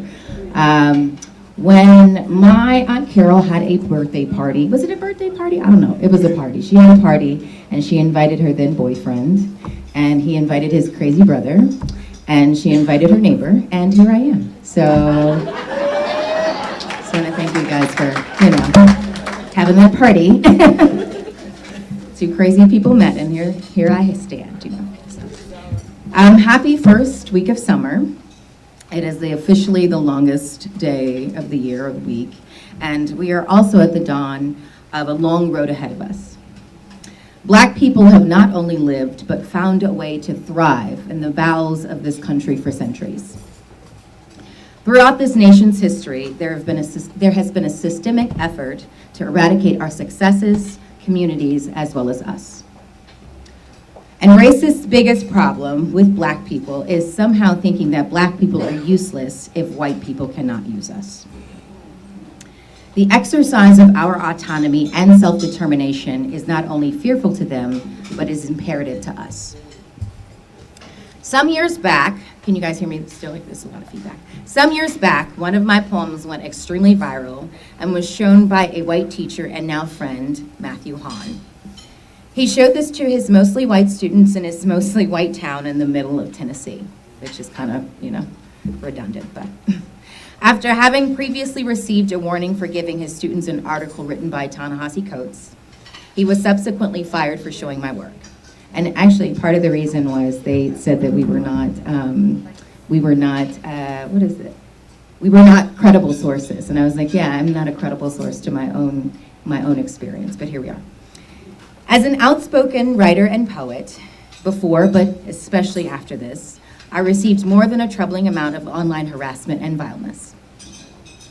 And it's funny looking back because there have been so many people that think that my wit is only temporary, or that it is ineffective against the lack of theirs. No matter how vitriolic their unwarranted comments were, which they initiated, there is always this expectation that I should respond in kindness and not in kind, and I don't do that. I mean. Oh, you can't hear me in the back? Hello? Is that better? Okay, I'm sorry, it was the feedback, so I didn't want to, okay. Oh, that's better, okay. No matter how nasty, these people still felt entitled to police my words, but not theirs. No matter how evil their words, and even with the history of global bloodshed, racist whites still feel that they have a monopoly on moral superiority. Another popular theme in that cruelty was along the vein of, Kyla Janae Lacey, you need to learn your history. Joke's on them, that's my degree is in, so.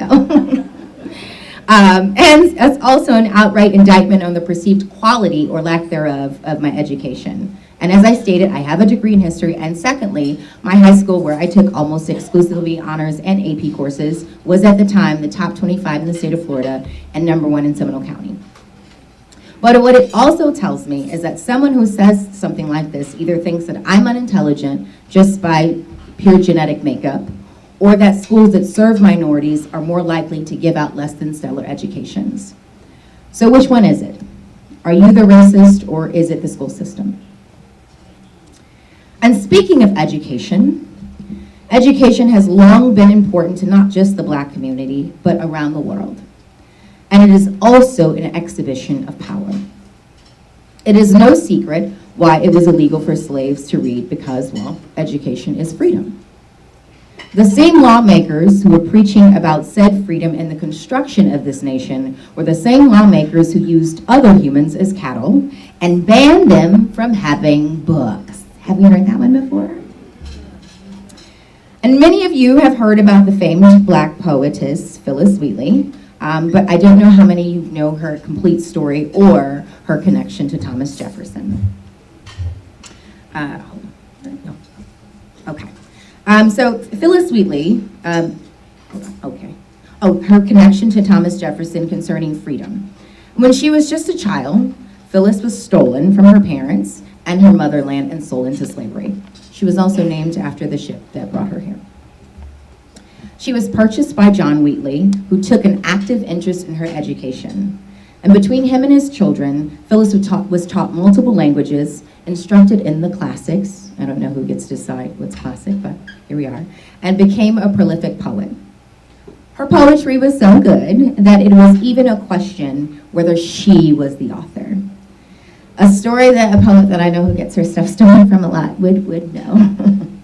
But anyway, Thomas Jefferson specifically stated concerning whether Phyllis even had the capability to author compelling works, misery is often the parent of the most affectionate touches in poetry. Among the Blacks, is misery enough? God knows, but no poetry. Love is the peculiar ostrom of the poet. Their love is ardent, but it kindles the senses only, not the imagination. Religion indeed has produced a Phyllis Wheatley, but it could not produce a poet. The compositions published under her name are below the dignity of criticism. He was sweet, right? Yeah. The justification for racism and slavery was that Black people lacked sentience, and of course art requires sentience. So therefore Phyllis could not have possibly written these poems that were too good, that again she didn't write, but not good enough to be critiqued. Sentience is also a requirement for not just humanity, but humanness. If Black people were capable of feeling so deeply and intensely, then that would make slave owners, or as history books refer to them as planters, hypocritical, evil, and wrong. Such a conundrum for poor Thomas Jefferson, the father of the Declaration of Independence, and many Black children. And who is a prime example of the failure of the juxtaposition of his own desired liberty and the hypocrisy in his ink. If they were human, they should not be enslaved. So therefore, they were not human enough. Oh, sorry. If they were human, they should not be enslaved, so therefore they were not human. The irony that Black people were not human enough to be human but human enough to make humans with. Books were kept away from black people because, well, if I can easily possess that black people are not only less intelligent than me, but not intelligent at all, I can keep them away from the freedom of learning, and my inadequacy is not apparent. And who are you without my failure?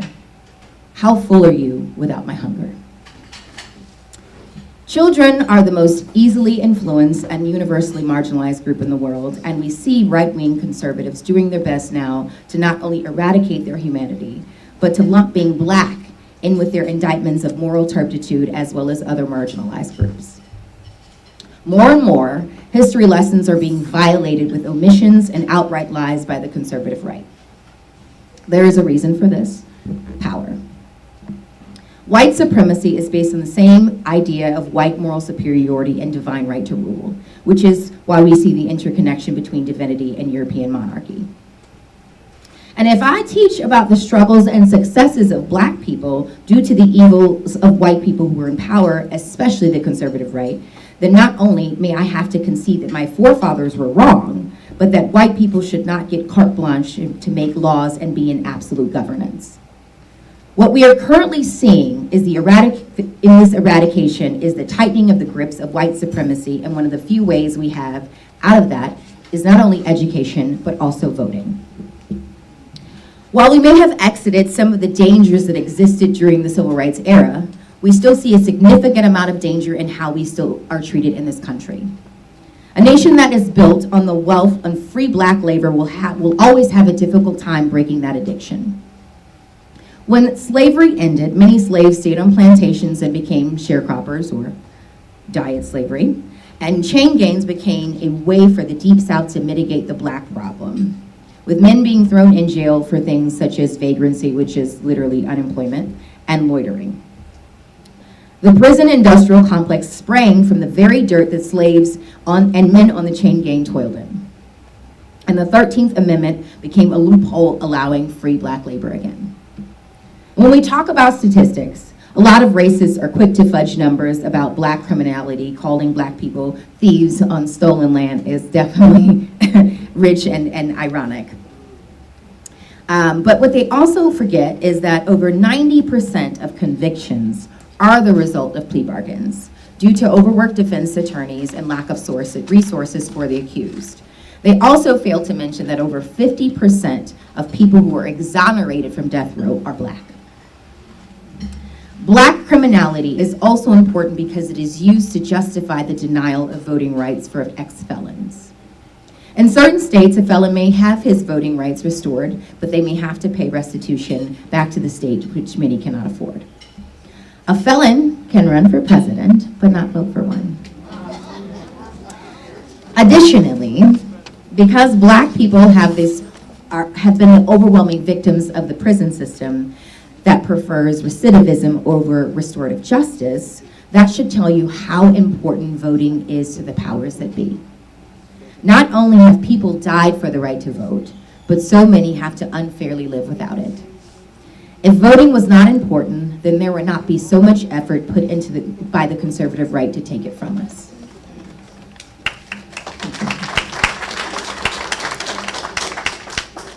Now, I clearly think it's important to listen to artists, but it's also important to remember that some artists are entertainers, or some entertainers are not artists, I should say, and just, here for the moment. Like Sexy Red, who is very hilarious. However, she's not somebody that I think anyone should be taking political notes from. And 50 Cent, of course, sold crack to his own people, so of course he's going to sell Donald Trump to his own people as well. And then we see a lot of entertainers now, and many of them, honestly, are only concerned with the bottom line and not the person at the bottom. They are millionaires, and they do not give back, and they do not care about moving forward. This election is not just critical for our nation, but the communities that marginalized black people have built and rebuilt that continue to be destroyed by the so-called moral majority of the conservative white right. If you've never heard of it, Project 2025 is an over 800-page document that essentially wants to establish Donald Trump And not just a permanent leadership role, but a leadership role that does not require the checks and balances that we are already holding on to with a paper-thin grasp. It is a sweeping indictment on our liberty, on our laws, and while even in this discomfort, we have been comfortable enough to be afforded the liberty of voting. Project 2025 seeks to eradicate our rights and make Donald Trump a new age dictator. And as I said earlier, you can't spell dictator without a D&T. So. In many ways that mirror the atrocious leadership of Nazi Germany, and I studied Nazi Germany for a very long time, and I actually speak German, so I'm telling the truth. Many citizens did not think that it could happen to them because they lost their rights over time instead of overnight. But I guarantee you, the people who have lived under dictatorships globally have never wanted to live under them. There has never been anyone's goal to do such, especially not today. And even though we still see them in existence. To quote my uncle, voting is not a panacea. And while I agree it won't solve all of our problems, not voting will surely create more. So please, get out the word, get out and vote. Black people have historically had our rights stripped from us more than any other group. So if this nation's people loses rights, Black people will surely lose the most. Don't be a loser. Please go vote. Thank you.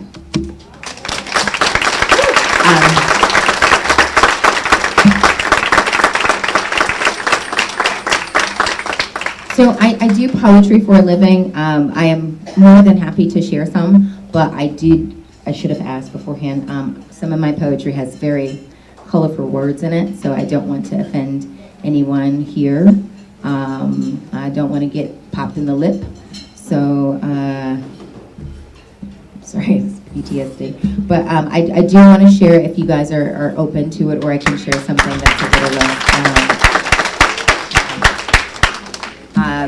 So I grew up in Seminole County. I was born in Chicago, but I grew up in Seminole County. I grew up about 15 minutes away from where Trayvon Martin was murdered. And in fact, one of my childhood closest friends was George Zimmerman's adjunct professor. So when the Trayvon Martin tragedy happened, there was a lot of talk in the news at the same time about hunting black bears in Seminole County, and we live in Florida as bears. And so I wrote on Facebook, the older people app. It's okay, I'm a millennial. I said, in Seminole County, black bears are more protected than black boys. And I lost a few Facebook friends that day, but I didn't lose any. And I thought, things would change and things would be better. But unfortunately, it seems like this is a problem that's continued. So this poem was actually written later, but it was inspired by those events. They hunt black bodies for sport, gold trophies, call them badges. Gotta go into their neighborhoods, gotta go into their natural habitats, gotta go where the animals are at, gotta snatch them back from Africa, paid vacation, go on safari, call it administrative leave. It's important to take a break after a big kill. Take a picture with it, frame it, front page coverage, set up a GoFundMe to ship the body back to the States because getting away with a big kill can sometimes be expensive. Heads secure with ropes, heads hung over fireplaces, heads hung over from broken spine. Where's PETA when you need them? Someone worrying more about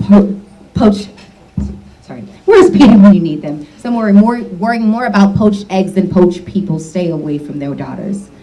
You know they got it out for African game. You know they will hunt you. Gotta take down the pride. Too many lying around. Whoever kills an animal should make it good. Leviticus 24:21. Won't God be happy they're being such good Christians?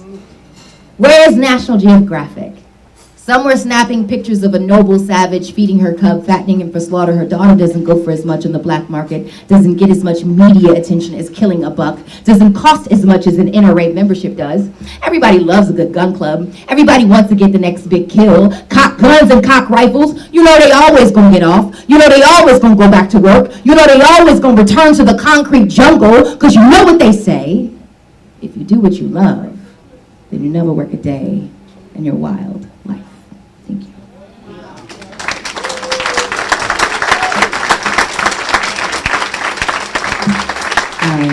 I'm going to finish with this one. I'm going to really do my best to really control the language.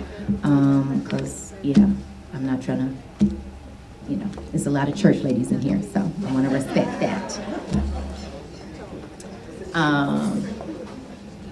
You know. But this is, you said what happened? Well, I didn't say I was. I did not say I wasn't a heathen. I just said I was amongst really great people that I did not want to offend. So, but this is the poem that kind of changed my life, and that Laura Ingraham from Fox News said was anti-racist propaganda, and I was like, you would know. You would know what that means. So, telling me I'm anti-racist is not the insult you think it is, Laura. But anyway. She's a smart one. She's a smart one. We learned your French. We learned your English. We learned your Spanish. We learned your Dutch. We learned your Portuguese. We learned your German. We learned your Italian. You learned our nothing. You called us stupid. That's white privilege. And I'm sure it probably hurts for you to hear those two words, kind of like gunshots and explosions from those commissioned to protect you whisking past your ears. What is white privilege? It is the only 5 decades of legal acknowledgement expected to correct 400 years of white transgression. It is crack versus cocaine. Blacks receiving almost 20% longer sentences for the same exact offenses, like, for instance, a black man without a record is less likely to get a job than a white felon. Well, maybe it's because we're lazy and we don't work hard enough. What the? 400 years in the same field literally is an incredible resume builder. It is Katrina answering the government's praise of eugenics, Dick Cheney going fishing the next day, Condoleezza on a shopping spree, Bush in San Diego, but Kanye was the one you called crazy because, like, it only took the USA 2 days to get aid to Asia, but 5 for FEMA to get Canal Street and Esplanade. It is the one black kid who beat the shit out of the odds, but only thanks to Sandra Bullock, Michelle Pfeiffer, and the White Shadow, so now we can make it. It is the only time thousands of white people are cheering for the black kid to win is in a stadium. It is you looking at me crazy if I told you to go back to Europe even though we didn't have a say and your great-grandparents came here voluntarily. It is you all of a sudden having a problem with immigration, like this isn't even your nation. How the heck do you discover some shit that wasn't even missing to begin with? You Columbus our traditions. Had white girls twerking in high definition with multicolored hair and purple nails, but it was ghetto when we did it. Or am I making you uncomfortable? Try a cram slave ship. Oh wait, slavery is over now. It's just called the prison system. Because, like, you're not racist because you don't use the N-word, but y'all use this every day. What is white privilege? It is the acceptance of bombs over Baghdad, but not over Boston. It is European history being taught as a major and African as an elective. It is learning about my people only 28 days, like I'm not black every second, as every white boy want to screw my brains out, not because I'm pretty, but because I'm pretty for a black girl, as people thinking that Africa is one nation. It is the waving of the Confederate flag, like you didn't lose the battle, and telling us to get over slavery. It is people saying that black people destroyed continents, destroyed neighborhoods, but forgetting that white people have destroyed continents. Is every time I bring up my plight, some white man has to tell me that I'm crazy, but is kind enough to praise my English or say that we're all given the same opportunities, even though he has a family history of wealth, and I don't even know my family history at all. It is the justification of police brutality. Like, what did that person do? Well, I'm sure it doesn't hurt as much when the victim doesn't look like you. It is people thinking that affirmative action is an unfair advantage instead of keeping you qualified from being unfairly disadvantaged, or throwing out a qualified applicant because their name sounded too African American as Newports imported into black communities, but black boys exported for weed. It is big plastic asses that are called fat when we naturally have them. It is an Australian woman who's a classic of rap music, as everyone who hears this poem dismisses all that I just spit and call it reverse racism. That is white privilege. Thank you. Please vote.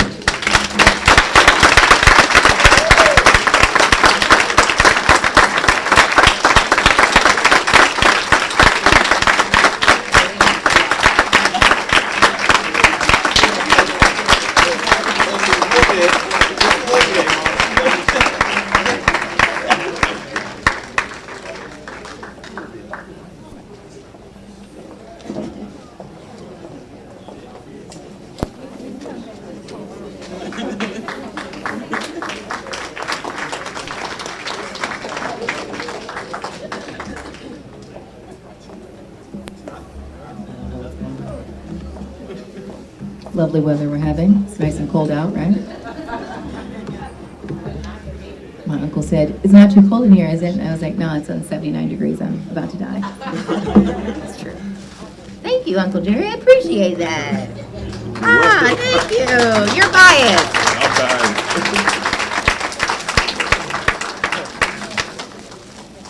This is for those. Oh, thanks. My Miss Kylie. Janae Lacey, we would like to thank you for accepting the challenge to be Moving for Change special guest speaker at its 27 Freedom is Not Free banquet, for honoring us with your outstanding talent as a spoken word artist and your activism. Thank you. I'm going to keep it away from the cats. Keep it away from the cats. Don't forget to spay and neuter.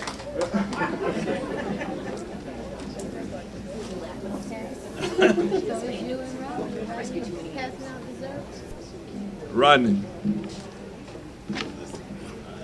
Come on. I'll take some. Give them You to got- me. Give them to me. Were you taking? What table number are you trying to go to? What table number? Whoever you got. Okay, give it to me. And you on now. We're gonna make an appeal. Presentation. Good evening, ladies and gentlemen, again. Could you please just give yourselves a round of applause for being just outstanding attendance. Make some noise again for our speaker of the hour. A prolific dissertator, huh? Thank you. Ladies and gentlemen, you know we cannot do this without you. All the tireless days and nights and all of the work that's put in, it's because of you, not in spite of you. Ladies and gentlemen, we need help. We need help to continue this work. We need help to continue to impact our community. And again, the only way we can do this is with you. Be a part of change. Don't talk about change. Don't sit around and talk about people who talk about change, but be the change. Join Movement for Change, ladies and gentlemen. Support us in all of our endeavors. Not just show up at our banquets. We do more than have banquets, ladies and gentlemen. We have an office right over here on Davis Highway. We do community outreach events. We are partners with Black Voters Matter. We do 100,000 things a year. This is only one of them. Ladies and gentlemen, we would love to have your support. Not just your dollars. We need your time. We need your effort. We need your energy. So please, please consider us as one of your organizations to say, okay, I'm going to pour into them. I might not have the money, but I got a little time. Maybe they need some help at the office, or maybe they need some help putting together an event or a forum or getting some information out about voter registration or voter education or something that I can do to impact my community. I can do a movement for change. Ladies and gentlemen, we're asking you tonight. We got membership forms. If you want to be a member, we got those right now. Don't be afraid. I mean, wow. You came out to support, you had a good meal, you heard a great poet and great dissertator, you enjoyed each other's company. Now, it's time to go to work. Ladies and gentlemen, please consider working with us. One of the strongest social justice civil rights organizations in this city. I stand by that. Be a part of us. Be a part of the change that we so greatly need in our city. At a time like this, ladies and gentlemen, when your children and your grandchildren are matriculating through this city and you see and you hear about all of this violence in our city and the injustices that continually plague our city. Ladies and gentlemen, this is an organization that has always fought for justice and fairness in this city and will continue to do that. So again, I appeal to you today, ladies and gentlemen, to be a part of this organization.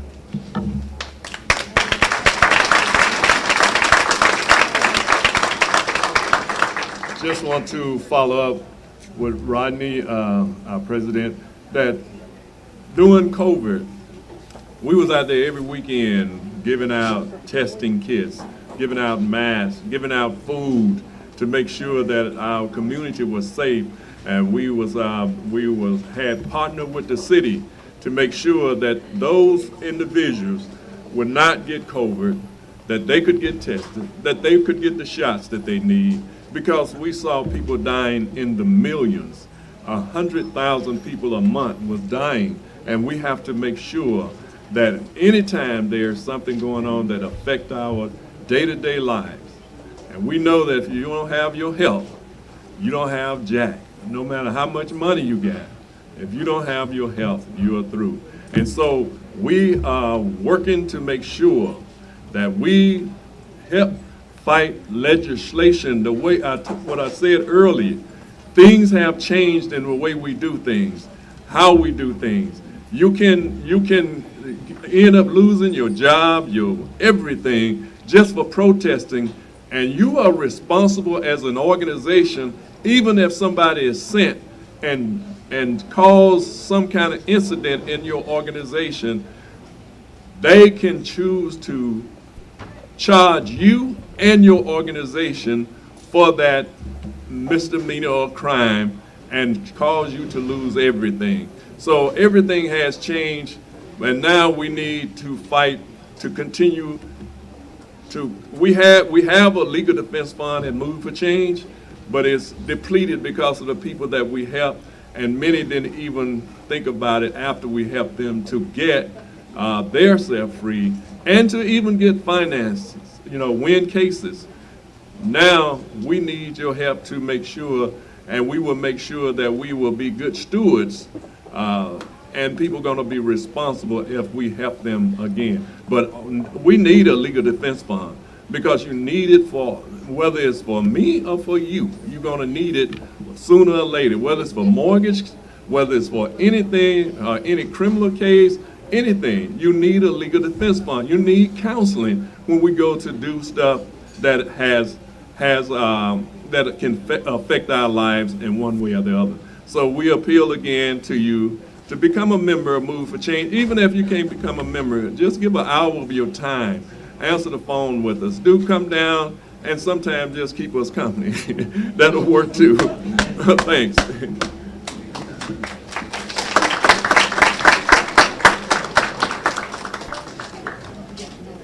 All right, ladies and gentlemen, get those tickets out.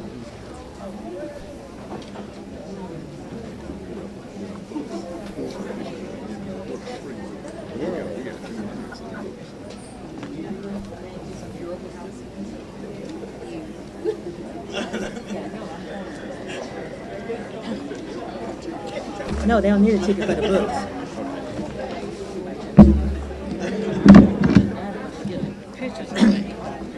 I just want to let everybody know, when you're going out the door, we have books available to everyone. All the black girls are activists. So grab up one. If you don't want it, I know you know a little black girl that might want to be an activist when you grow up. So grab up one. We got plenty, one for everyone. Okay. Yeah, we're going to give out some pictures.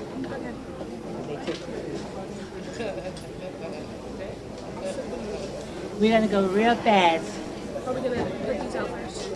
Yeah, we'll get the picture.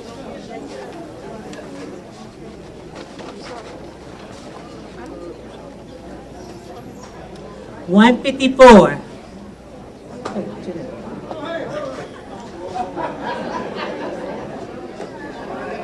154. Oh, Marvin, just a second. Oh, we gotta give you. While 154 is coming, I just want to make this announcement. UWF Writing Lab. I'm not gonna give you that. Know why? And Mamie Hickson has said anytime you need anything proofed, read, that they are willing to do that.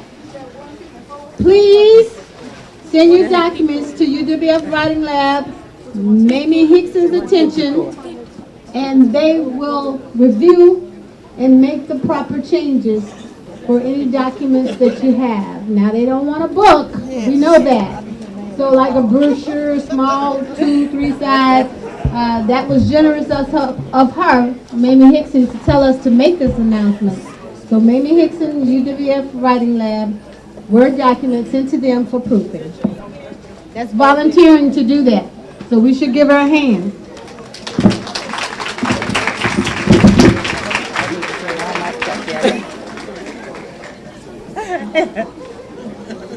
Okay. Oh. 003.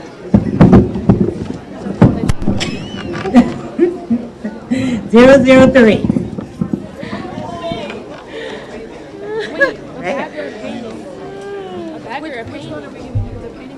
Either way, just.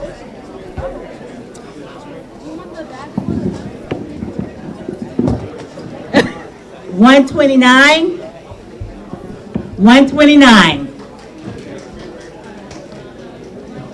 129.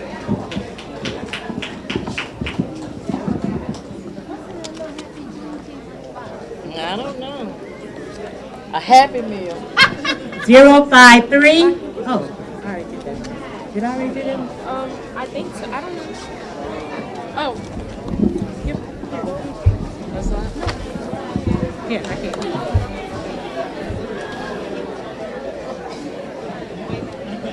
174. 174. 174. 153. 153 is over there. 174.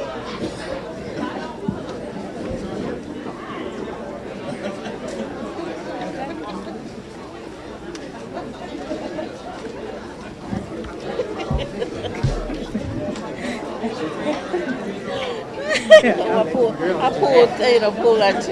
Okay. 3. 035. 035. 142. 142.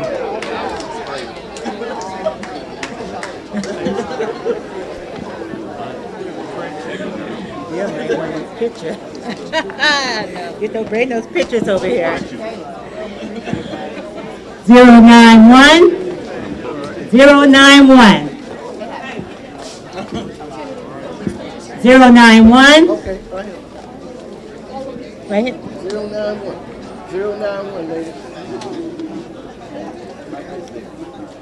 142. 142.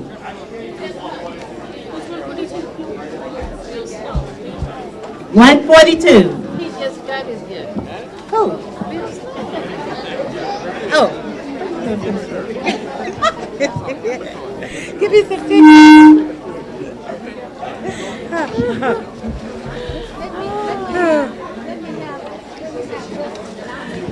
072. Donation for this one.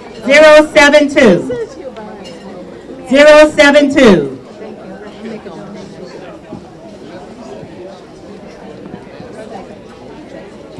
One of these pictures done by Carol? 072?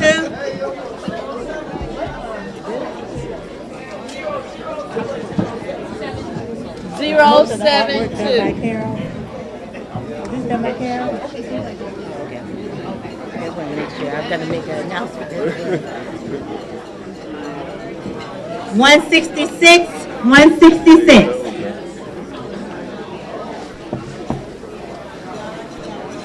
166.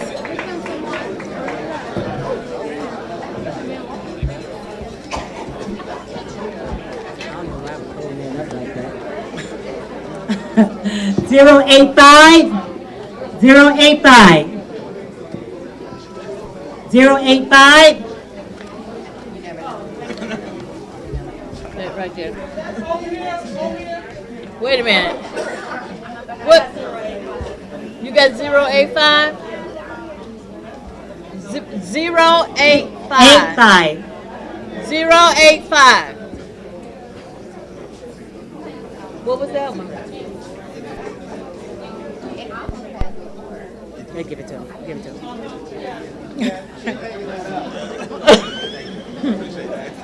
Okay. She had 8. Her, she had 0. Then what? Hers, I looked at it. You gave it to her? Yeah. Let me see. Okay. No, this was the man. Well, that's fine. That's fine. Okay. That's fine. Have I did that one? Yes. 167. 167. 167. Wave your hand in the air. Like you just don't care. Back there. I already gave him. I remember giving him a bag. His number already got called. 167? No, his number wasn't 127. Yes, She's got 167. Oh, because I'm just like, Demetrius. Rose Williams, 136. 136.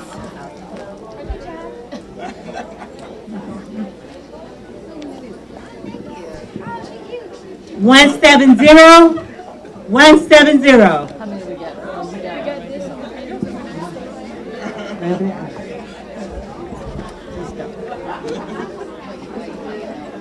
145. 145. Yeah. Okay. He wanted a picture.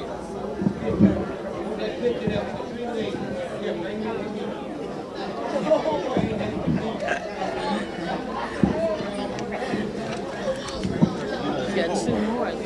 How many? 3. 3 more pictures? 3 more pictures? So that's how you make cinnamon pancakes. It is. Okay, this is the last 3 gifts, which are pictures, which I created. No, I didn't.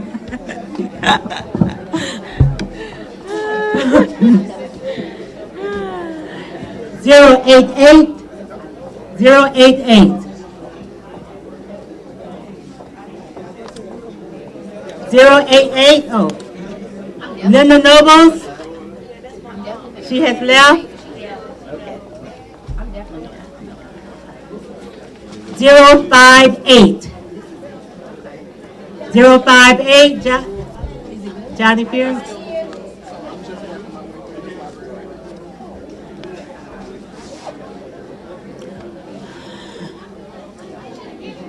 One five 150. James Mitchell. We just both figure out what it was at the same time. He can't get a gift. He's a board member. That's it? There's one more. I think. 117. Gia Lewis Daggs. She gone? Okay.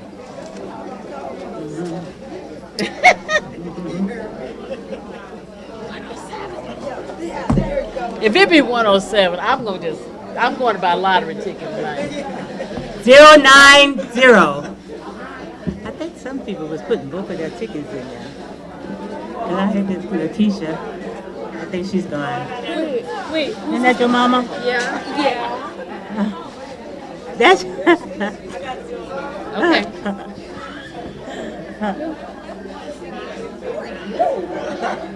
Nine zero.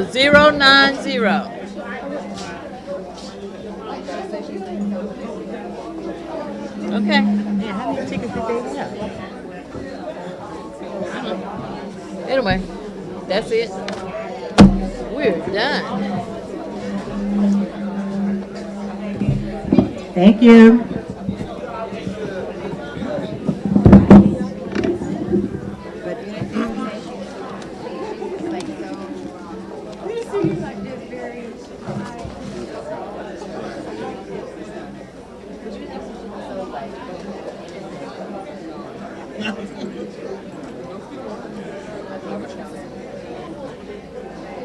shouldn't say my daddy is a picture for my husband.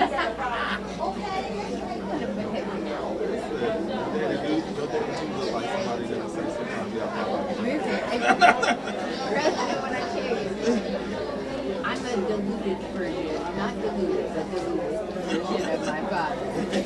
He's a firecracker. His younger brother. No, okay, so, so I have, my mom had and then my dad has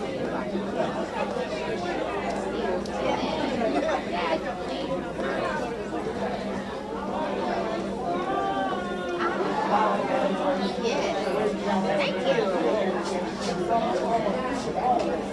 Hey, you know.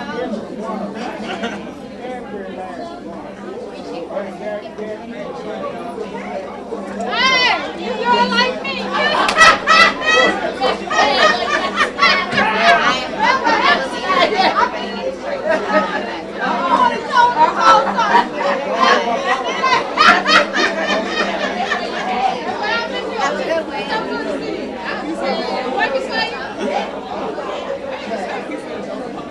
Oh no, I said, oh, I won't. Nah, you're right.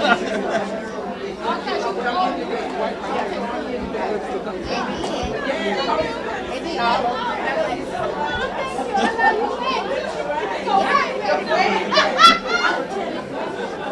That joke was so great a couple of days ago. I'm still putting it up. Still putting it up.